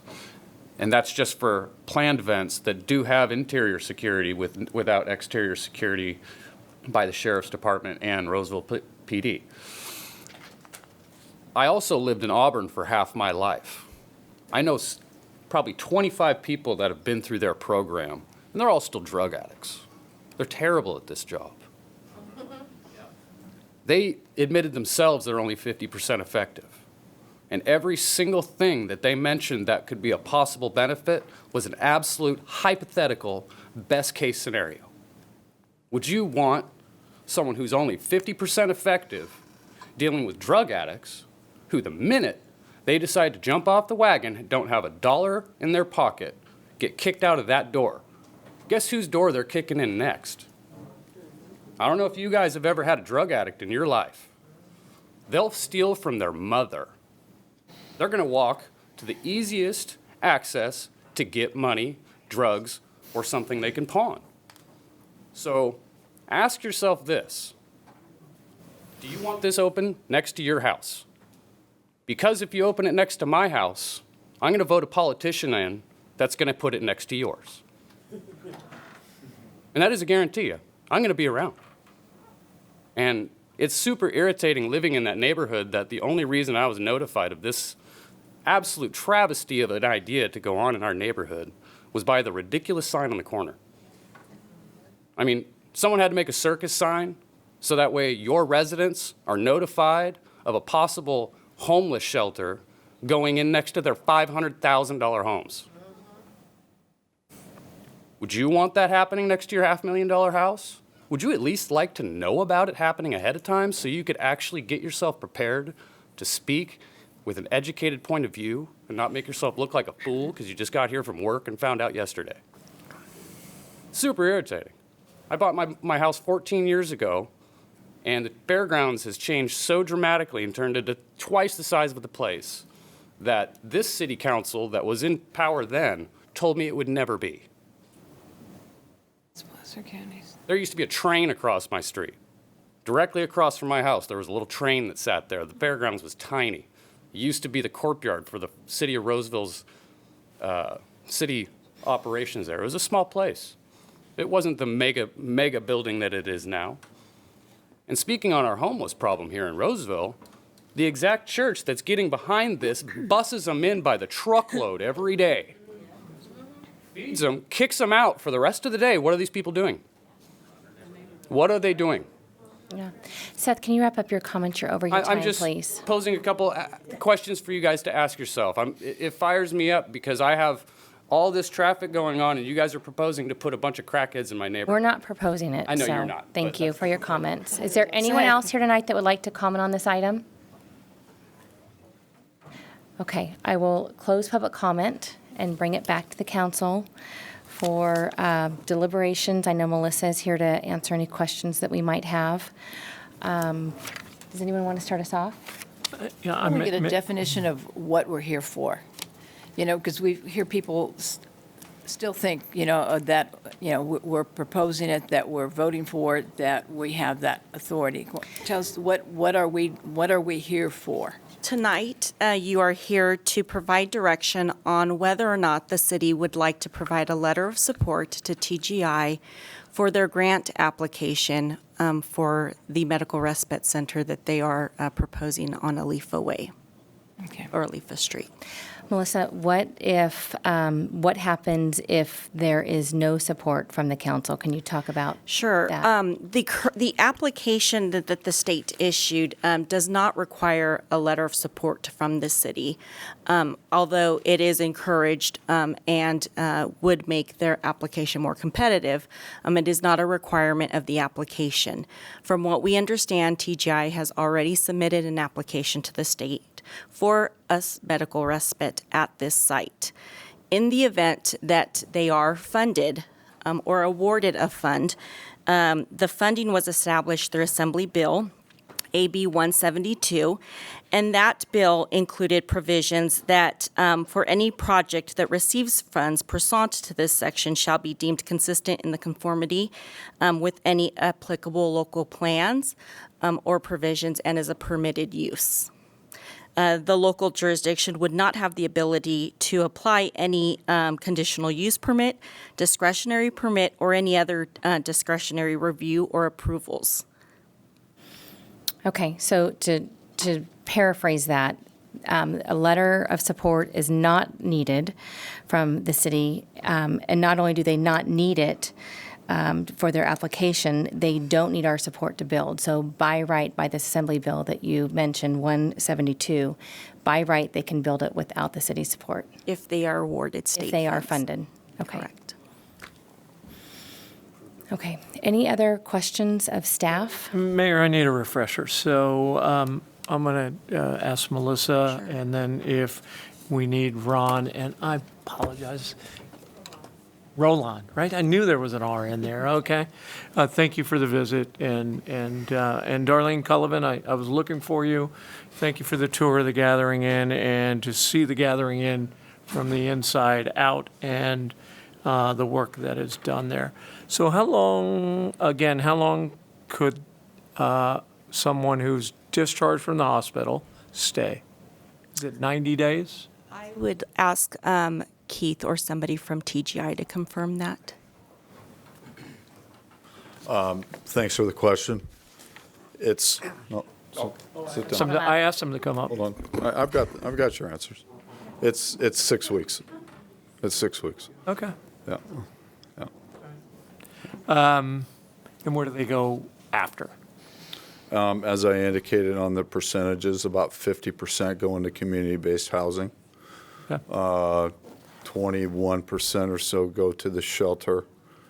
12% or so go back on the street. And 7% or so go back into the hospital setting. Can folks that are in the hospital system, do they volunteer to come, or are they mandated to come? They're not mandated. Okay. It's voluntary. Okay. What other locations did you look at besides this location? 3 other locations, one in Lincoln that did not materialize, and another one that I know the council's aware of in Roseville, in a more industrial setting, but another agency purchased that property before we could do that. Those are the only 3 that were available within the time frame of the funding. All right. Those are my questions. Councilmember Alver, do you have questions? I have questions. I want to ask about background checks because that kept coming up as, can you just talk a little bit about how you guys do background checks? Yeah, we do Megan's Law, and we have another database we look to make sure that we're not having any sexual pedophiles, predators in the program. In addition, Ron conducts an in-person interview.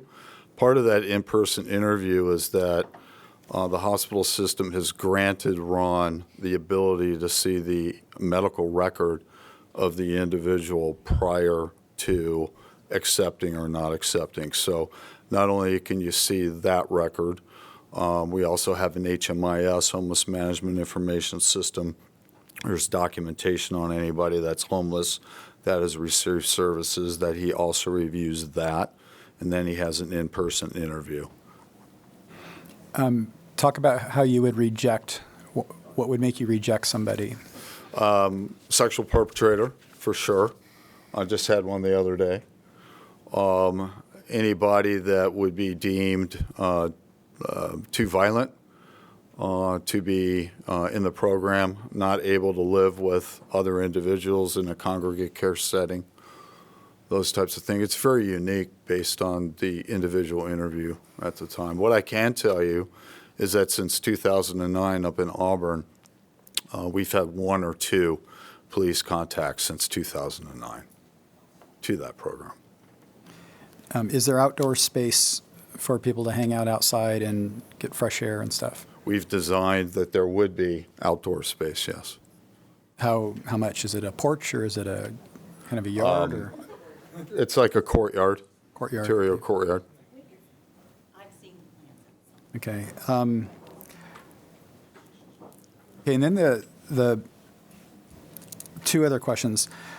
There were comments about psychologically challenged. I do appreciate the document you provided. I think that was really helpful, and I've seen a lot of the same issues brought up that aren't as strong as some of the other issues, and that helped a lot. But with psychologically challenged, can you address that? When people were worried about somebody that's really got psychological issues, do you take those? Do you reject those? What they expect? If we deem that that person is either a danger to themselves or a danger to other people, we would not accept them. The program is a place for people to go to recuperate. I've heard comments tonight that, well, you don't have medical staff on staff. That's true, but it doesn't mean people aren't getting medical care. So outside nursing support, medical professionals come to the current program in Auburn, or we take them to the places they need to go to get that medical care. So you're not painting the whole picture when you say we don't have a medical professional on staff funded by the Gathering Inn. Now, this program would have a half-time nurse on staff. That's part of the funding. All right, and then the toughest question that I'm not quite understanding is this year-to-year contract. So you would have a 30-year right to have a respite center. If Sutter stops the contract, what happens to the building? What else could happen to the building? Yeah, it wouldn't be a Sutter contract. So the state, through the Community Care Expansion Grant, funds the program. It gets built. Part of the agreement to do that is that we have to enter an agreement to run it as such for 30 years, or until such time as the state would say, don't do that anymore. If the state pulls funding on it and they say, okay, we're done with this program, you don't get money anymore, would you be allowed to turn this into a 30-bed halfway house or something where you're not homeless people staying? Not within the 30-year agreement with the state. The other piece is the state. Respite? Yeah, the state's going to fund it. Okay. The state's going to fund the construction, but the operating comes from health plan reimbursements. So various health plans are contracted with the state of California to deliver Medi-Cal services. We get per diem rates to serve individuals each day that are in the program. So again, if the program stops and they don't fund it anymore, are you licensed to do anything else there besides respite? No. This can't be turned into something else without it going through some other process? Correct. Okay. That's all the questions I have for you. I have some questions for you. The Amy house that's over behind, it's on Main Street, Washington, kind of behind the convenience store there. They have a lot of psychological challenge residents there. Do you know about how many people live there? I am not familiar with how many people live there. Main Street House? 80-ish. 80-ish. I don't think it's quite that large, but I don't have the number. That was less. Those are psychological, those were psychiatric. You're talking about Main something. Street Plaza? They're just they get mental health services. Health services. Okay. Yeah. Is this the Main Street Plaza? No. No, Talking about he's Amy referring to the housing. one behind. It's across the street behind the 7-Eleven. Yeah. Right. Yeah, if I remember, Councilman Albert, it's around 50 to 60. It's not quite 80. Okay. There was a comment about, let's see, just a second. There was a comment about the planning department doesn't support this project. Can somebody address that? Yeah, actually, the planning department hasn't made a comment on the project, support or deny. Melissa answered that earlier, that the reality is this isn't what's before us, right? It was a letter of support from the city council. The project, if awarded state funding, wouldn't require approval of staff. It would require a building permit to follow the normal building process. So staff hasn't weighed in on being supportive or not supportive of this specific project. We did initially have the police department look at it. We did have police and fire just to evaluate what additional services may be needed, if any, and certainly evaluate it operationally, but we didn't take a position. Okay, that's good to hear. Comments about the sewer line not being adequate, the location's not large enough, or parking in violation. Are there any concerns there by staff? No, that would all go through the building permit process, right? That's all the sewer, the traffic, the trips, all of that's still part of the building permit process. So all that would need to be evaluated. And so those would be, if those were real issues, then that would hold up the project? Absolutely. Correct. Okay, thank you. Pauline, do you have questions or comments? Maybe some, are you still? I'm almost done, sorry. I have one more question. On the, Linda Lawson was concerned about access to her triplex. Now, I know this is owned property that's not her property. Does this impede access to her property in any way? I'm just curious, is this actually, because I know, and is it 3 or 4 houses that are going to get built if this doesn't get built? Do we know if it's 3 or 4? I just want to get all this clear. I believe it is 4, 3, 2 stories and 1 story. But to answer your question, there are some access challenges with that site. And as part of the project that was going through permitting, we did have an additional easement that would be going through with that. But that is project specific. And so there would need to be an evaluation of that and the need for that. And that would be part of the building permit process also. Correct. So they would work on trying to allow access to her property because... Yes, we would never want to block anyone's access. Right, okay. Okay, those are my questions. Thank you. Thank you for your Mayor, if I patience. could, yeah, Keith, I have a question for you. So, why didn't you choose something that was closer to the hospitals? Because within the funding parameters and the timeline and what we could find with our real estate agent, there were only 3 properties that we could access with people that would be willing to sell to us, given those parameters. Are you aware of a property? I don't know what your timeline is, so you can educate me on that. I mean, there was a property on 4th Street that was an old boarding house back in the day that was on the market for nonprofits. Not aware of that. Yeah. One of your board members was marketing. Oh, okay. Yeah, well, that wouldn't be large enough for what we needed. Sure. We need 30 bed. No. Sure it would be. So why here's the question that I cannot figure out. Okay. You've been in the Gathering Inn has been in the community for a while. And this isn't the first time that you've heard concerns from the community about the Gathering Inn. Councilwoman Ricucci and I had a coffee chair and chat in Weber Park, and one of the questions we got asked was, why are we the dumping ground for the homeless?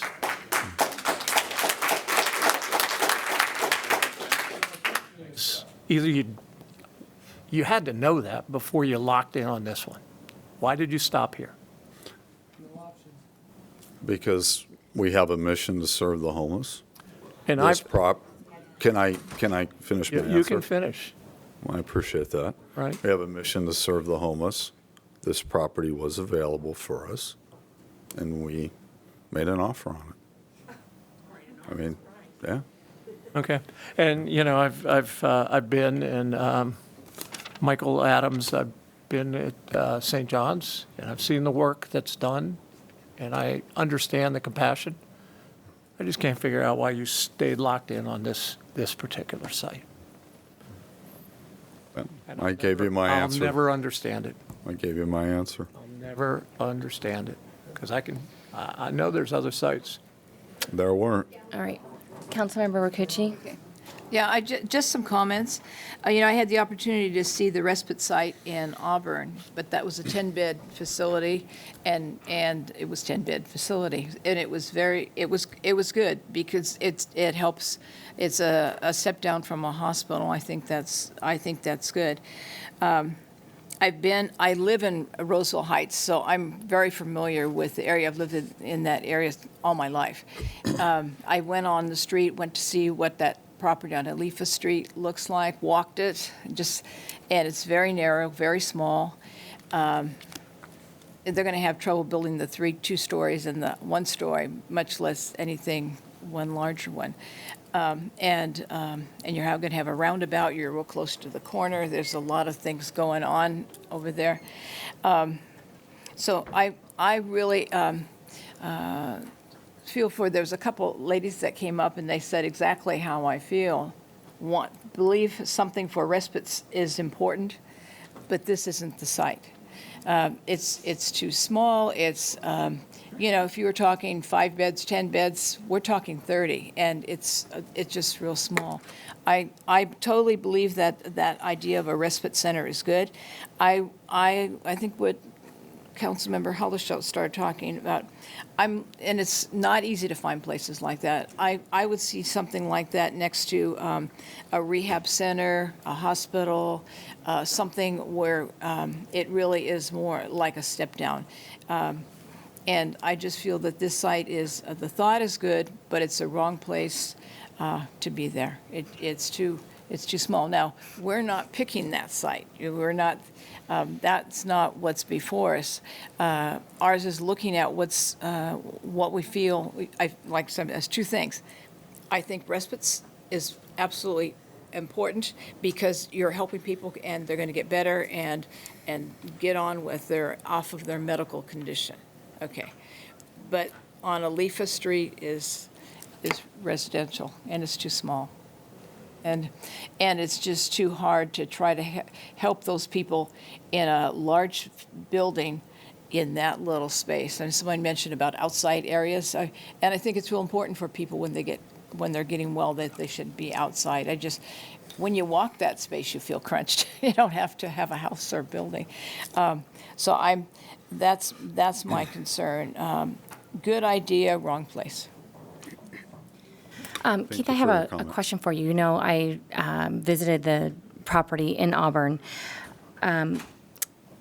You said that a property by the hospital just wasn't big enough, that you needed 30 beds. Can you explain why you can't start smaller, why you can't start with a model like that's in Auburn, that's in a large lot, 5 bedrooms? Why wouldn't that work for you?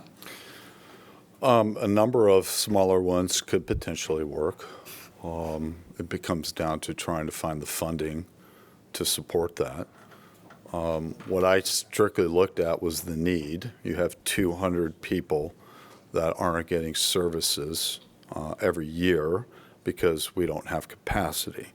So if you look at that number and you look at 30 beds and you look at 6 to 8 week duration of time in program, that gets you to that number served for the year. So that's how we kind of looked at how do you size this thing that makes sense for the gap that exists in service. Mm-hmm. And then with the funding that's available, that led to the decision to go this direction. But wouldn't 10 be better than none? You know, for example, you have other homes throughout the community that serve homeless individuals, 5, 6, and so, you chip away at the problem. So, well, we're definitely going to do that if this isn't successful. Okay. So I just want to share some concerns I have. We keep hearing about the size, and not just the size of 30 beds, but the size of the parcel. That is, you have to admit, that is a lot to put in that tiny of a piece of property. But the other concern too, and I preface this with often we have to make decisions that everybody doesn't like at times.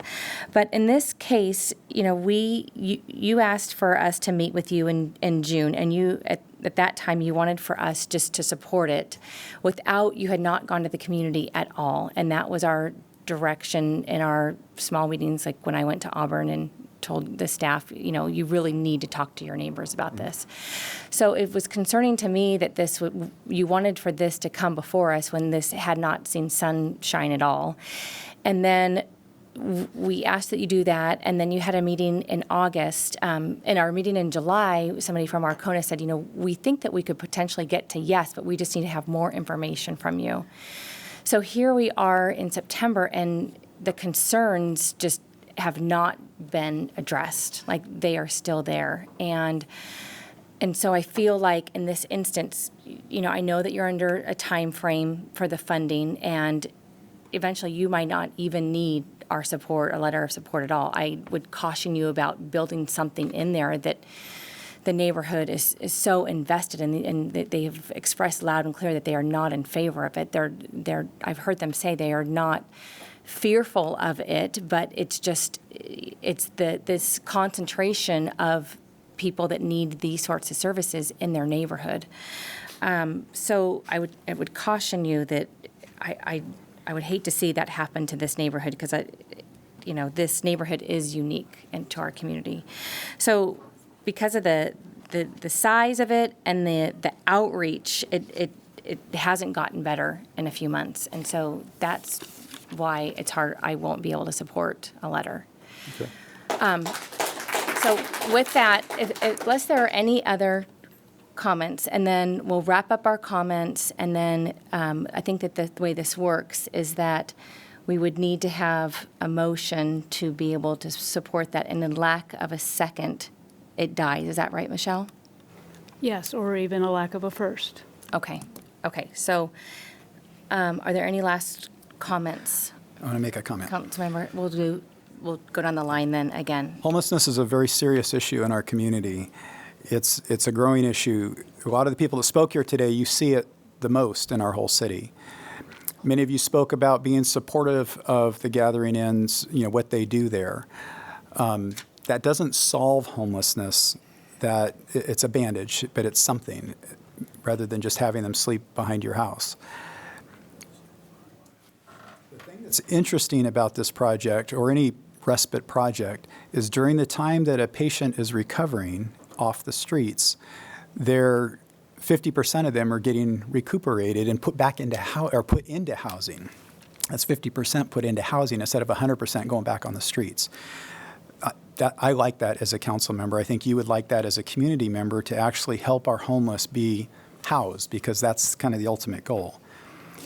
We can't dictate where you build this, Keith, and I know you don't want to build it down there. You wish you had a better location than down there, and I know that. I've heard you say that. We need medical respite. This is an easy win for our community if we can get this. But you're asking for a letter of support, and it's sad that there isn't enough support. But I think one of the challenges, and probably the one thing that was most challenging for me, is just the 30 beds. It's pretty big. And if it goes, what does that become? Funding disappears. I would be very supportive if this was a smaller size. I think this is a good project, and I do hope the community will be open-minded to this. I wish you could come up with a smaller lot plan, and I think it would be an easier sell than 30 beds. But because it's not, I think your letter of support is going to be tough to get. You're going to need 3 votes up here, and I don't see that happening. But I do wish you luck in trying to find something to help restore people. I think that's really important for our community. Once again, Councilman Albert, you lead right into what I'm going to say. Set you up. Right? You did it, right? Medical respite, let's just drop the respite. Respite, right, is an important element of the continuum of care that happens for those who are less fortunate than we are. The Gathering Inn, and again, I pointed out that I had an opportunity to walk the property with Darlene to see the work that's being done. I've done an awful lot of reading about the issue because we face it as a national, a California issue, a national issue. And so I want to understand this issue. And what Gathering In is doing is part of the effort. But like anything, it takes many, many attempts. Like our integrated police social services unit with the homeless outreach, it takes many contacts until you have an ability to build that trust and help people move from a situation which is not good for them to a situation that's better. And some folks can't make that decision. So I want to say this is not about, and I'm dropping the medical because people are, I believe, are interpreting that in a way, and let's just focus on respite. So respite is important. So to me, this decision isn't about respite. It's a necessary and important thing. Father Cliff, thank you for the work you're doing. Mike Adams, thanks for having your children there. I was there one night. I think it was the Roseville volleyball team was there that night. I've seen it. I would encourage the Los Cerritos neighborhood and the Roseville Heights neighborhood to get in touch with Darlene Cullivan and begin to integrate and begin to work and see the work they're doing, all right? It's, I just think it's important. Roland and Ron, thanks for the tour. That was, that's a beautiful piece of property. It's very rural out there, right? It's not this, okay? Let's just say that. So I just want to make sure that my decision tonight, which is not to support a letter of support for this location, is not out of fear, right? I'll tell you, I was walking the other day, and there was a person sleeping with their bike near Wenzel Brown School. As I walked up and a woman was approaching, I just alerted her to the fact. Her first reaction was, I'll go a different way. That wasn't why I was alerting it to her, because I was alerting to her because when I encounter someone and this person was peacefully sleeping, it wasn't an encampment, I want to get the services to that person if they want it. And what I've read, and this is not about the Gathering In's proposal, is statistics and document that all over California where folks are not choosing, right? And so that's why I asked that question, Keith, and I appreciate your answer, because it's not something that you can force them into. I think it's SB 1338, the CARES Court Act, that's going to go to Newsom's desk and get signed, is really going to change some people's ability to make their decision. So my decision tonight not to support it is not because you're not doing the best job you can do or the concept is wrong. This is the wrong location, and I wish you would continue to find another location. Any other last comments, Pauline? No, I agree. I think the concept is good, and helping people is good, especially in the healthcare. I'm retired RN, but that's not good for the neighborhood there. It's a residential area. It's small, and it needs to be houses. You've got enough going in where you are. You don't need anything else. Okay. So with that, does anyone want to make a motion? So let me read the item. So before the council tonight is the consideration to adopt resolution number 22348, which is a letter in support of the Gathering In's application to the California Department of Health, Care Services, and California Department of Social Services Community Care Expansion Program. Is there a motion to adopt this resolution, item 8.1? If there was a motion to adopt it based on a smaller footprint, is that viable, or is that not the option? Question. It's actually not the That's item not the before you question. tonight. Yeah. Okay. So once again, is there a motion to adopt? Okay, hearing none, this matter does not move forward.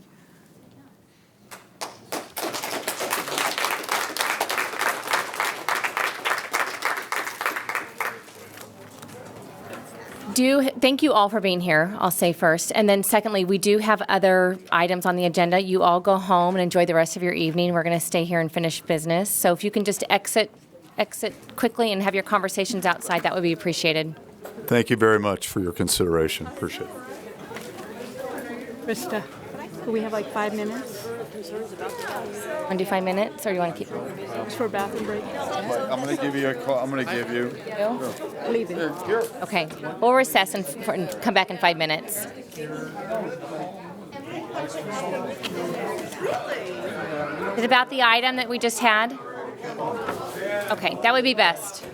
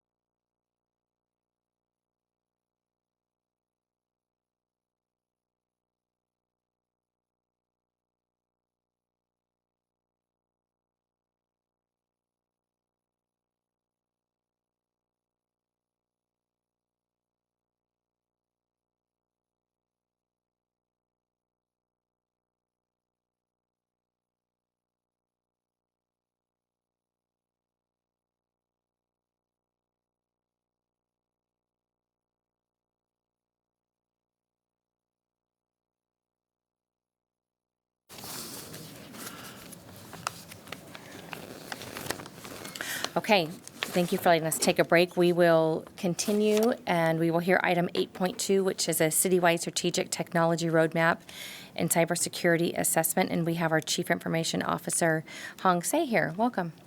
Good evening, Mayor Berlusconi and council member. My name is Hong Se, your Chief Information Officer. With me today are our new elected IT senior leadership group, Art Varklands and Jesse Rivera, and many others who is also in the audience and also at home as well too. We're presenting to you, council, tonight an informational item, the 5-year citywide strategic technology roadmap, and also the cybersecurity assessment. As you recall, Management Partners Consulting Company are the advisory team that interview each of you individually about the visions and future of the city. And we also engage Plan Morans, who are the cybersecurity consulting firm that IT team engaged the last few months to perform more in-depth review of our cybersecurity maturity. I'd like to mention that no decisions are needed tonight, and you're in for a futuristic trip that are heading into the next 5 years. The agenda that we'll cover tonight are the visions for the next 5 years, and last year at a glance and our accomplishments, the budget breakdowns for this year, and also Arts and Jesse will cover the strategic technology roadmap and the cybersecurity assessments, and also ending with challenges and opportunities. Our 5-year visions, which is number 1, transforming our city through peoples and partnerships. Our number 2 goals is optimize city operation through process efficiency. Our number 3 goals is to ensure reliable and secure technologies. Each of these goals out here were elected based on the voice of customer and capturing from our consultant management partners and adopted from the city managers and department head groups. Next slides. We have approximately, before we move into the future, we have approximately about $291 million of revenue transactions going across the city, $118 million of infrastructure today. 18.5 million email were transacted in the city network last year. 4.4 million visits to the city websites, and upticks from last year visits that we reported to you. As you also seen from the radio communications agenda item, 1.5 million radio transmissions take place in the city radio network out there. 160 Microsoft Teams sessions took place. That's equivalent to 1.2 million chats going across the city networks out there. All this couldn't be done without our amazing team of 53 IT team members supporting 61 citywide facilities. Next page. We have many great accomplishments for 21 and 22 as well. We are the 10 times national winners of the Digital City Survey for using smart technology to improve and strengthen citizen services, cybersecurity, and also our customer experience. We're also 6-time winners of 2021's MESAC Excellence Award practices last 6 years in a row. We enhance our citywide cybersecurity posture. We also improve our governance process. Most importantly, our team members are regional and statewide board member for our National Professional Association, but we also participate in many of the local colleges and university educational advisory program. And we're also, most importantly, the certified professional in our field as well too. Most notable results from last year's survey: 98% overall customer satisfaction, 94% of the city staff members acknowledging adequate technology equipments were given to perform their job. Fiscal year 22-23 just kicked off in the last 2 months. As an internal service fund department, our current year budget is broken down by projects and services. Again, we're dedicated 35% of our resources to IT projects, 65% for services and maintenance. We run our department just like a business. We charge the services to utility enterprise, and we also collect fundings from public facility as well too. Due to inflation, new services added. As you've seen, there were 5 IT agenda items tonight before you for approval, and overall expenditures are anticipated to increase approximately about 13.8% from last year. The city budgets and resources continue to calculate based on citywide IT departments and also external vendor resources. Your team is estimated to support 170 applications this year. We're estimated to receive 4,900 service requests and taking calls about 7,300 calls that are coming in year after year. Consistently, year after year, 60% of our projects are completed on time and within budgets. 20% of our projects, such as smart meterings, are longer-term, multi-year efforts. 20% of those are due to unforeseen reasons, such as inflections, and also inflation, supply chain issues, and also cybersecurity issues out there. With that said, I'll transfer over to Art, and he will talk about our new visions, missions, and value statements. Thank you, Say. Good evening. My name is Art Vauchlin, and I'm the Assistant Director of Innovation Solutions. Tonight, I'll provide some highlights of our 5-year citywide strategic technology roadmap that was recently completed with the help of Management Partners Consulting. The new plan was informed by surveys and interviews of nearly 500 employees spanning all areas of our city, including yourselves. 2022 marked the first significant changes to the technology vision, mission, and values statements in over 10 years. Security, reliability, accessibility, and value are the new keywords you'll see driving the mission and vision for citywide technology. On the other hand, few changes were needed for the technology value statement of partnerships, service, innovation, and results. These are the core beliefs that give dignity and direction to our citywide mission. Delivering on the citywide technology mission requires continuous improvement across several focus areas, organized as goals. There are 3 central goals that support the technology mission. First goal, transform our city through people and partnerships, is we need to make progress on big goals using strategy. And for this goal, there are 6 different strategies acting like best practices that help navigate the city in the right people and partnership direction. Key strategic themes for this goal include collaboration, prioritization, training, capacity, and role clarity. The next goal is optimizing our city operations through process efficiency. It has 8 different strategies for producing technology outcomes that are appropriate, efficient, and effective. Key strategic focus areas for this goal include training, technology, optimization, improved access, integration, and innovative processes. And finally, our third goal, ensuring reliable and secure technology. This goal has 8 different strategies for delivering technology and processes that are both reliable and secure. Key strategic themes for this goal include shared ownership of cyber and information security, risk reduction, business continuity, reliability, service level agreements, and end-user education. As Mayor Bernasconi mentioned in the State of the City address, the city's future is healthy, flourishing, and growing in the right directions. With technology, it's always hard to know what's coming next. However, this slide shows the main technology themes and initiatives the city will advance over the next 5 years. From communications, consolidations, engagement through transparency, the city's future is bright, and so is its future with technology. Now we will transition to my counterpart, Jesse. He will talk about the recently completed cybersecurity assessment. Take it away, Jesse. Great. Thank you, Art. Good evening. My name is Jesse Rivera, and I'm the Assistant IT Director managing at the Infrastructure Division. We'll spend the next few minutes talking about cybersecurity here at the city. Every three to 5 years, we conduct an assessment of our current cybersecurity posture and develop a plan for the next 5 years. The results we will discuss today are based on feedback provided by our internal staff across the city and known cybersecurity standards and best practices. The assessment that we conducted focused on 3 areas: people, process, and technology. This assessment compared current city practices against National Institute of Standards and Technology Controls, more commonly known as NIST. These NIST controls are widely and commonly utilized across 16 infrastructure areas, including utilities, public safety, transportation, and general business practices. This effort assessed the city's current status in the most relevant NIST categories and scored them with a green, which is low risk, yellow, which is a moderate risk, and red, which is a higher risk for each one of these categories.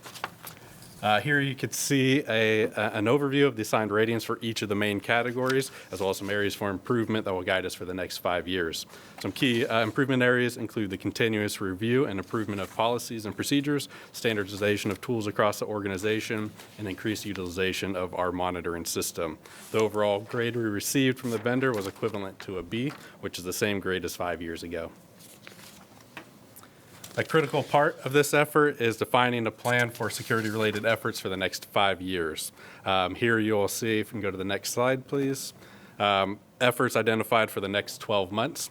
Some key items include the implementation of endpoint detection and response, which the council approved earlier this evening, advanced encryption, improved inventory, and updated policies. The recommendations for the next 2 to 3 years include continued implementation of multi-factor authentication, which is already commonly used across many city systems, implementation of a zero trust network, and standardization of next generation antivirus across citywide departments.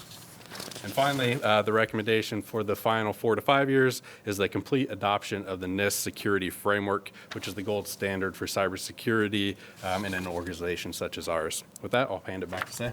Thank you, Jesse and Art. In continuation of Jesse's presentation here, cybersecurity remains our #1 nation organizational risk today. Being a full-service city, each of our services fall under part of the 16 critical infrastructure identified by the United States Homeland Security Departments. In 2020, Roseville received an average of 12 malicious infiltration attempts per minute. That is attack coming in from email, internet, domains, threats, scam, phishing, and spam mails. In 2021, we were hit with approximately 315 infiltration attempts. Today, in 2022, nearly 11,000 infiltration attempts per minute. The attack factors have increased almost 40-fold since last year. As Dion Loughton, our Assistant City Manager, mentions, we have to protect our community assets at all times, thousands of times a day, but it only takes once for the bad actor to bring us all down. To accomplish all the smart city visions that sets accomplished for us out here and set for us, it comes with many challenges and opportunity as well too, from legislation changes to recruitment, retentions, reskilling efforts. Our focus continues to be on people, process, and performance, and our goal is continue to be mitigating risks with zero bridges, driving value just like Jesse and Art mentions with innovative technology and creating efficiency, downtime, decreasing downtime, and also increased system availability. Year 2020 is what we call our year of inconsistency, many changes. Year 2021 is what we call the year of infection, inflations, and also the cybersecurity invasions. Today in 2022 is what we call the year of great awakening. Your IT team is continuously proactive, moving from digital first responder to a digital defender, and now we are becoming more of a digital business strategist. We have to learn new things, diversify our service portfolio, working with our partner, balance and adjust to ever-changing world due to this pandemic. As your CIO and our senior leadership team in here, we felt that our role has become more of a strategic leaders in this organization, focusing on collaborative partnership, and also more importantly, investing in our team members with the right skill sets. I could not have been more proud of this teams out here and thankful for the partnership throughout the city, as you heard, with our business partner, state technology departments, regions, and the Nationwide Technology Association. Thank you for this opportunity to present to you our 5-year strategic technology plan and also our cybersecurity assessment for the next 5 years, and for your continued leadership, partnership, and support. And for all the information tonight, they're available on the city website. And with that, we conclude the presentation for tonight and happy to answer any question you may have. Wonderful. Thank you very much. Does the council have any questions of staff? Just comment, no questions. As you know, I have a IT background from my previous life, and what you guys do is so important. Technology, the computers are so important to every single department in our city. Our city would not function without it. And I was very impressed when I saw the ratings of the customer satisfaction, 92 to 98%, through a really tough time too. That was amazing. That was actually incredible that any IT department would have that high of a customer satisfaction rating during times like that, because I certainly know an awful lot of companies that aren't even close to that, especially during that time. So congratulations on that. It's nice to know you guys are keeping us afloat. So. Yeah, just a quick comment. Thank you for the education and training. The little feature at the top on our laptops that, we can report a phishing.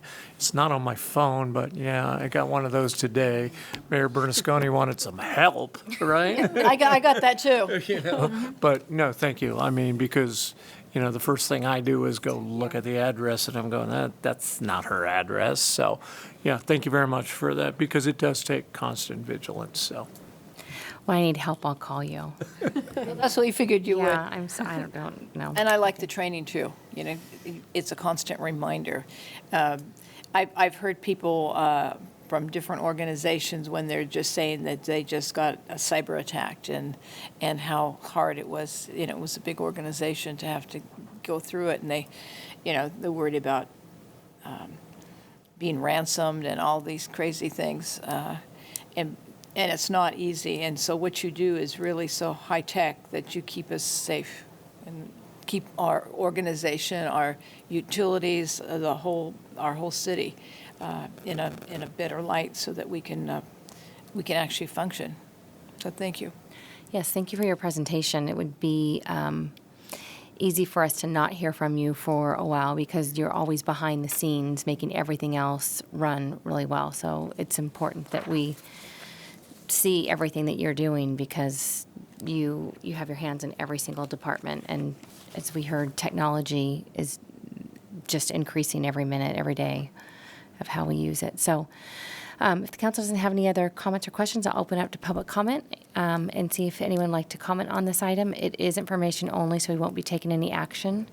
Is there anyone here? Okay, we'll close public comment. Thank you all for your time. Congratulations on your promotions. Thank you. Thank you.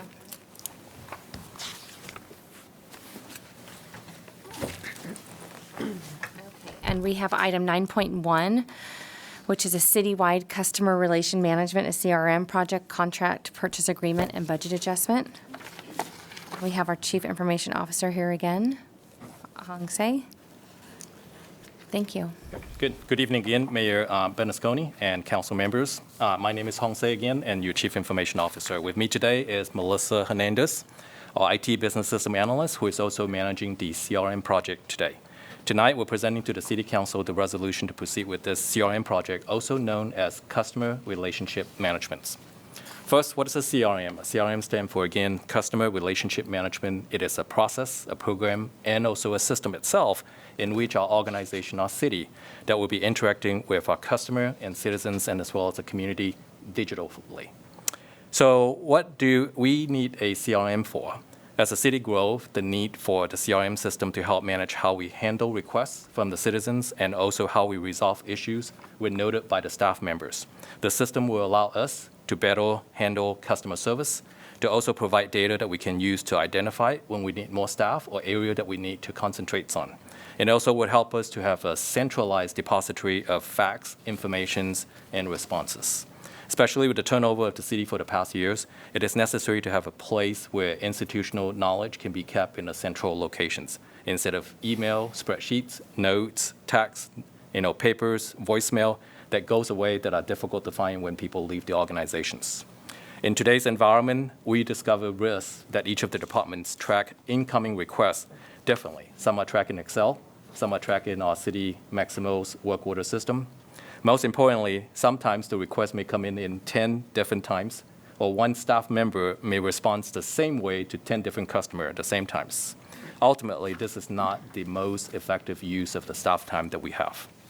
Our objective for this project out here and our goal is to make sure that it's easier for the public to submit our requests, to strengthen and also to build our community relationship, to also improve our operational capacity, and also to collect data that is in the centrally deposited areas, and also to create a consistent response to inquiry, increase efficiency, and also improve our communications. All this program objective are to meet the council goals and also our city manager's direction. With that said, I'm going to hand over to Melissa, and you will see some of the components of artificial intelligence, the mobile platform, the cost, and also the integration schedule as well. Hi, good evening. My name is Melissa Hernandez, and I will be leading the Customer Relationship Management Project. So the Vendor Selection Committee worked hard for months reviewing 15 proposals that we received in response to the RFP. We narrowed it down to the top 5 candidates to interview, as well as doing reference checks. We narrowed it down to our final selection, which will be Rock Solid. Our goal was to find a vendor with the necessary experience to help us as a city guide us through this project. We'll work with various stakeholders and collect all the information that we need so that we can go ahead and build knowledge-based articles and respond to service requests. So with Rock Solid in support with CityBot, we're using the Microsoft platform. Rock Solid has been developing Microsoft technologies for over 25 years. Their customers include more than 200 municipalities that range from small cities to large-scale 311 countrywide call centers. Rock Solid has a modern, flexible platform that allows us room for growth. Rock Solid's One View for Dynamics CRM offers us a seamless approach for resident connections, allowing the public to interact with us via SMS, text, Facebook, Twitter, our website, a mobile application, as well as email still. It'll provide us a powerful reporting tool which help guide data-driven decisions and help us allocate resources more effectively. The city will receive a platform that includes a citizen portal as well as a mobile application designed for iOS and Android platforms. CityBot is an AI chat feature built specifically for government agencies to provide better customer service. Residents will be able to receive immediate responses to requests and as well as real-time alerts. The citizens are able to use this feature as well through via web and SMS text. And CityBot will also help increase our citizen engagement as well as create digital equity. So for our project cost, our first year, which will include user and platform licensing, implementation fees, and the CityBot chat feature, along with the 10% contingency, we're looking at $375,595. With this being a multi-year contract, this will bring us through 5 years at $1.4 million. So as a quick high-level implementation strategy and proposed timeline, we're looking at kicking off this project this month, September 22, with approval from the council. We'll hopefully have a work order system within the first quarter of 2023, and then we'll move on to high-level and mid-level integrations throughout the year and wrapping up with reporting and analytics that's customized. Also, just keep in mind, as we approach each phase, the vendor will work with us to help provide communications out to the city as well with the staff and training. This project will not end, though, after the phase 4. We're going to work with the vendor. As we grow as a city, we're going to need a platform that will help customize and grow with us as well. So thank you for your time. I'm going to go ahead and pass it back over to Hong Se. Thank you, Melissa. With the information before you today, we are recommending the City Council adopt a resolution to approve the following. One is to approve the contract with Rock Solid Technology for implementation of the CRM, Citywide Customer Relation Management System, and authorization for the city managers or its delegate chief information officer to approve change order up to additional 10% for the service agreement to cover unexpected changes to project scopes and also schedule. And third is to approve a budget adjustment in the CRM capital improvement projects by additional $125,000. And this will bring the total project cost to $375,000. I am truly excited for the city and the citywide team for this project to kick off. They have worked so hard for the last 9 months to bring this awesome services to this community. With that, we're happy to answer any question you may have. Thank you. Do you want to start off with any questions? Councilmember Alvord? Sure. Do we have a CRM system right now? Not today. Okay. And then I noticed that Placer County and there was one other that we work with had it, SACOG. So I assume you've interviewed them. Is this something that would be able to collaborate with anything, or does it help us that they have the same thing? A lot of the agency may potentially have the same CRM system that we would be able to collaborate with them, but it's too immature to foretell right now. Okay. All right. Thank you. Yeah, Melissa? Yeah. Thought I got the wrong name there. You triggered a thought that maybe is not for you to answer, but maybe it's for us to think about, and that you use the word equity, right? I heard a story today from one of my colleagues that reminded me, we all don't have one of these. We're all not connected. And so I guess the larger question to the city manager is, how do we create equity in that communication beyond, technology? So I'm not sure there's, I'll take that one, Say. Okay. Good question, right? Because we always want to make sure there's equity. I mean, we're never going away, right? There's always still going to be walk up to the counter, always still going to be able to call and phone us and ask a question. Right. And particularly where I've seen this implemented in the early phases, that's really how it works. People are calling in, and then staff are entering it into the CRM, going into the system. And then as it evolves and grows, it gets to the point where it really is then the residents, the businesses, the customers who are doing it through their phone. But in the early stages, it's really staff taking it in, entering it, and building the base. So that'll never go away. Thank you. Thank you. That's one of the biggest questions we always get from people is, how do I report my pothole? How do I do this? Usually I'll get the call, and then I'll send it off. But I think that's really good because people go for walks, they see things, and we've always said that to our residents. You're the first people that see something because you're right there, and it's good that you can report it because we can fix it and take care of it before it becomes a big problem. I'll open this up to public comment. Is there anyone here tonight that would like to speak to this item? Okay. I'll close public comment, bring it back to the council. Are there any other deliberations before we hear a motion? Quick question, is this something that council would eventually be able to use? I know I have quite an Evernote list of answers on things. It'd be nice if we had access to some of that too. So that's yes, absolutely. And staff, one of the comments, it really, with so many people out, whether it be in patrol, whether it be in fire, parks, or utilities, this app will eventually help them, just like residents, be able to identify issues, snap a picture, upload it in the CRM, and what would have taken maybe an hour, right, to find the right person, the right number, now it's taken 5 minutes. Awesome. So it's an excellent tool. I'm very excited about it. Yeah. Thank you. I'll move staff recommendation.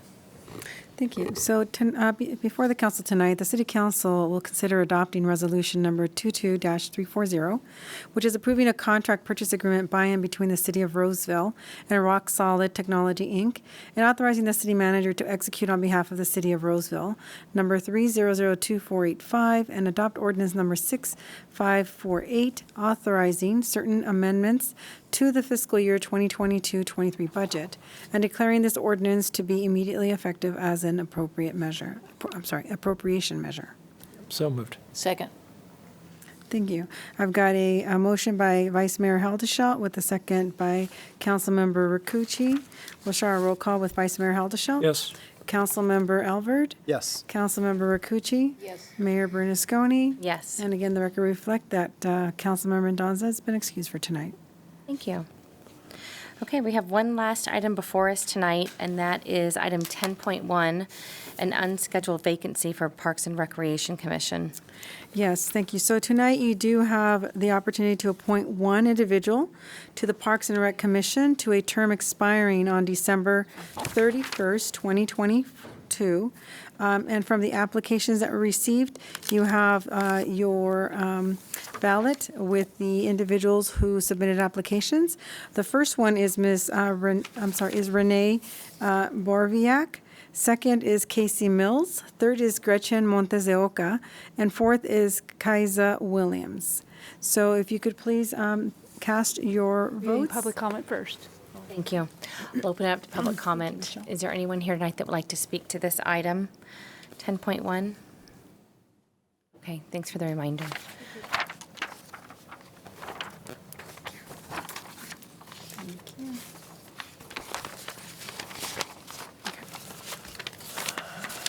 So we have Mayor Bernasconi with the selection of Renee Borviak. Next, we have Councilmember Rakucci, also selection of Renee Borviak. Councilmember Alverd with a selection of Casey Mills. And Councilmember Haldeshelt with the selection of Casey Mills. So at this time, we have a tie vote. So you have two options. You can discuss it amongst yourself and re-vote, or you can go ahead and continue it to the next council meeting when you'll have, presumably Tracy will be back. I move to revote. Okay, so you do have a second, I'm sorry. Revote? You wanna All good with revoting? Yep. Are we able to discuss first, or? Yeah.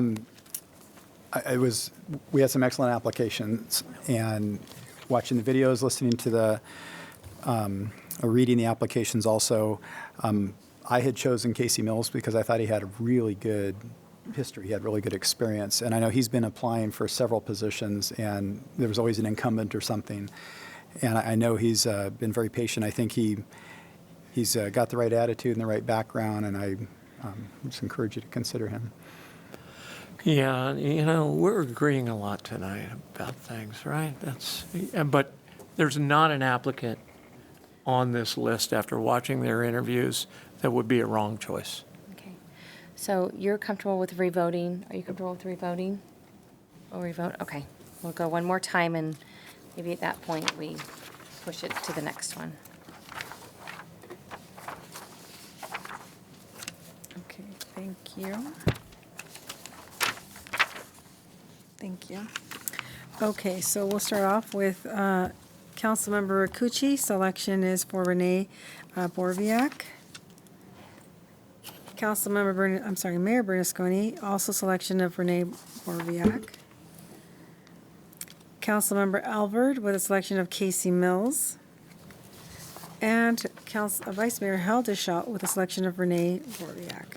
So Renee has three votes in their favor, and Casey has one. That would be, the selection would be for Renee to be the next representative for the Parks and Rec Commission. So we need to take a motion on that. Make a motion? So if I can get a motion to appoint Renee Borviak to the Parks and Rec Commission? I'll make a motion to support her, Renee Borviak. Point her. Okay, thank you. So I have a motion on the floor by Councilmember Rakucci. Can I get a second for the appointment? Second. Thank you. So we have a motion on the floor by Councilmember Rakucci with a second by Vice Mayor Helderschelt. With that, we'll start our roll call. Again, this is for the appointment of Renee Borviak to the Parks and Rec Commission. With that, Vice Mayor Helderschelt. Yes. Councilmember Alvord. Yes. Councilmember Rakucci. Yes. And Mayor Bernasconi. Yes. Thank you. Thank you. 4-0. Congratulations to Renee. Yes. Okay, so we have moved into our last public comment of the evening.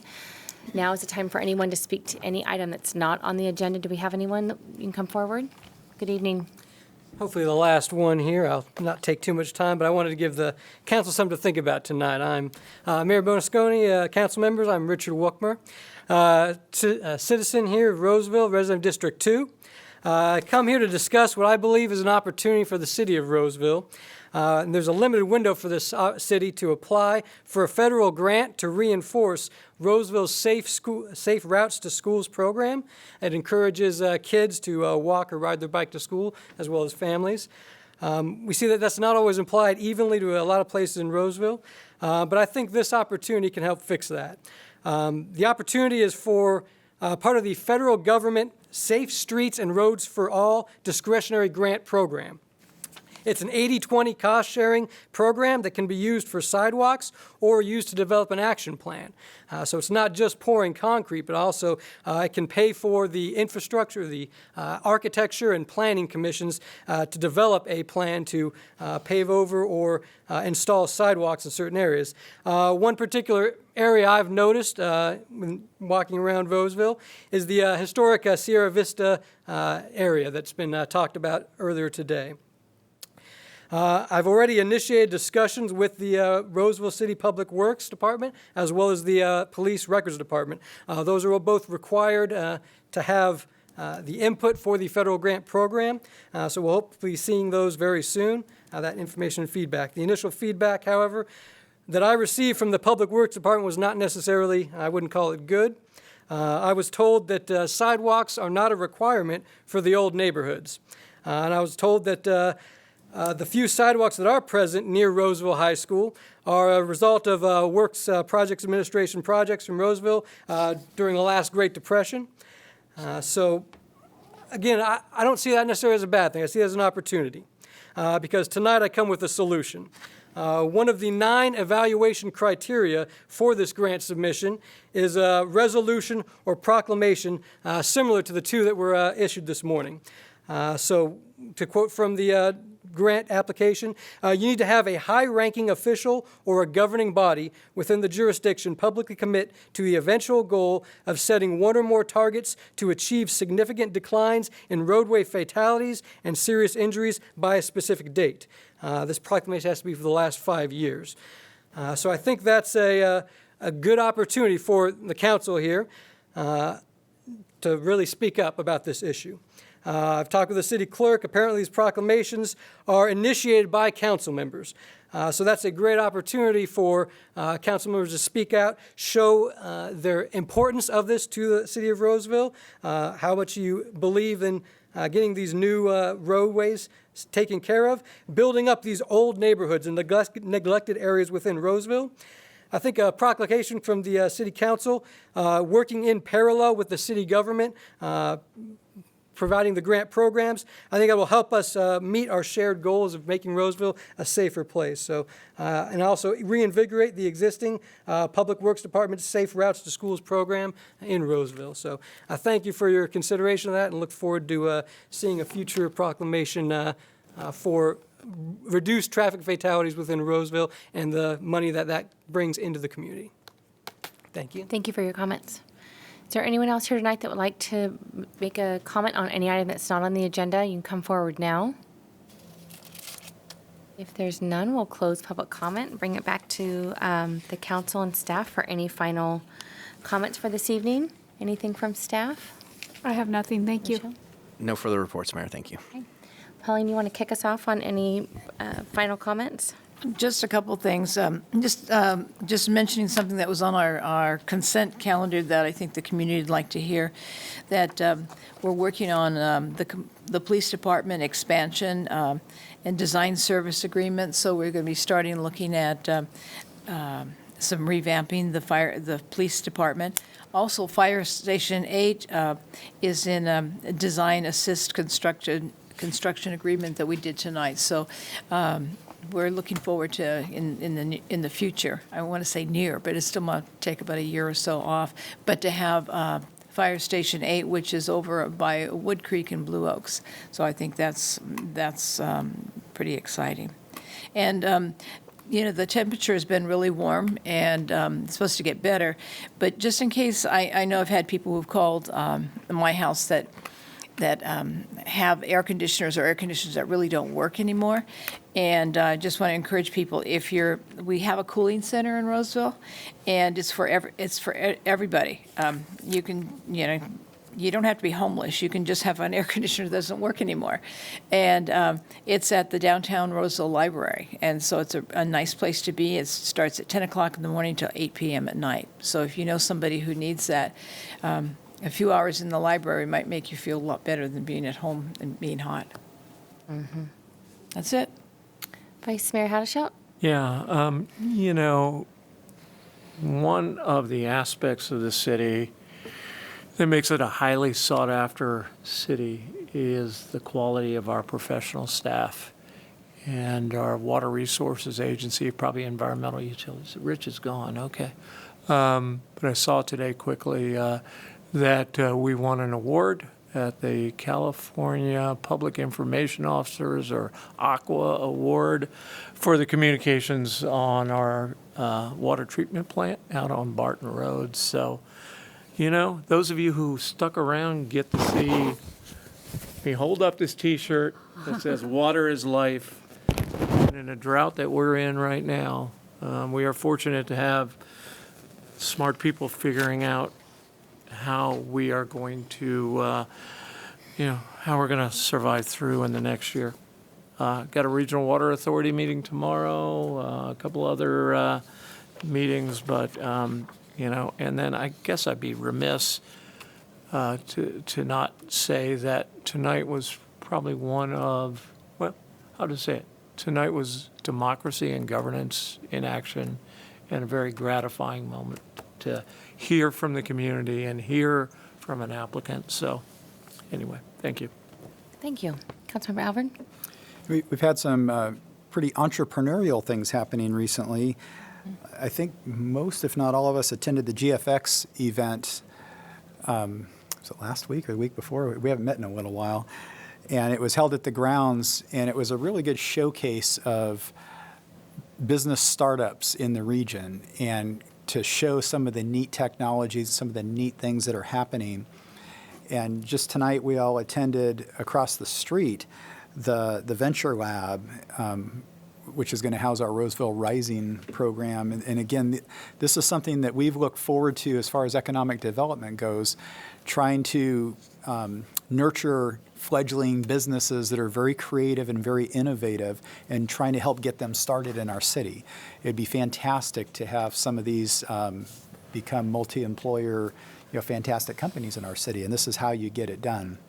I'm just really proud of Roseville and our council and our economic development staff and our Chamber of Commerce and the Haney Biz Group and everything that's come together to try to help nurture these new businesses.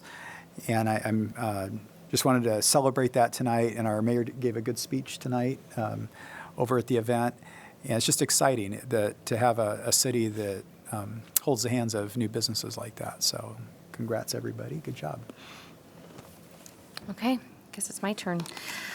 I just want to commend our Roseville Electric on the communications they have provided this week and the cool air that we are so appreciative of, and keeping our lights on. I know it's been stretched this week. In fact, I've had family members that say, "We're in Roseville, we're safe, right?" You know, and we like to think that that's the case, but there is a whole balancing act that takes place throughout the state. So just want to, it does take all of our professional staff, which we're really appreciative of all the time. I attended a homeless task force meeting this afternoon, and I just want to acknowledge our chief of police shared some of his experiences at that meeting. The homeless task force is comprised of 2 elected representatives from every city in Placer County, along with a couple county supervisor, and then housing and our law enforcement staff were all combined. And so today was a discussion around what is working for our unhoused population. And it was great to hear that there is so much collaboration between our county offices, the probation, and all of our police chiefs. Our city police chiefs were at that meeting today. I'm trying to think, they were all there, I think, maybe. So anyway, I think we're making lots of progress, and there are tactics that that we're using, and many success stories that often we don't hear about, that thanks to our professional staff that are making that happen. So thank you, Chief, for sharing your story. And I want to thank most everyone that's here today for attending our State of the City speech that was at West Park High School. And I'll look forward to hearing your speech next year, Bruce. It was really great to see so many community members out there. Yes. And so with that, unless there are any other comments from my colleagues, I'd like to adjourn our meeting and remind us all that we will be back here in 2 weeks, which puts us at September 21st. Mayor, we probably should keep the firefighters and people of Forest Hill in our minds tonight, too. Yes, yes. So with that, I'll adjourn us till September 21st at 6 p.m. Thank you all for being here. Thank you, Mayor. All right.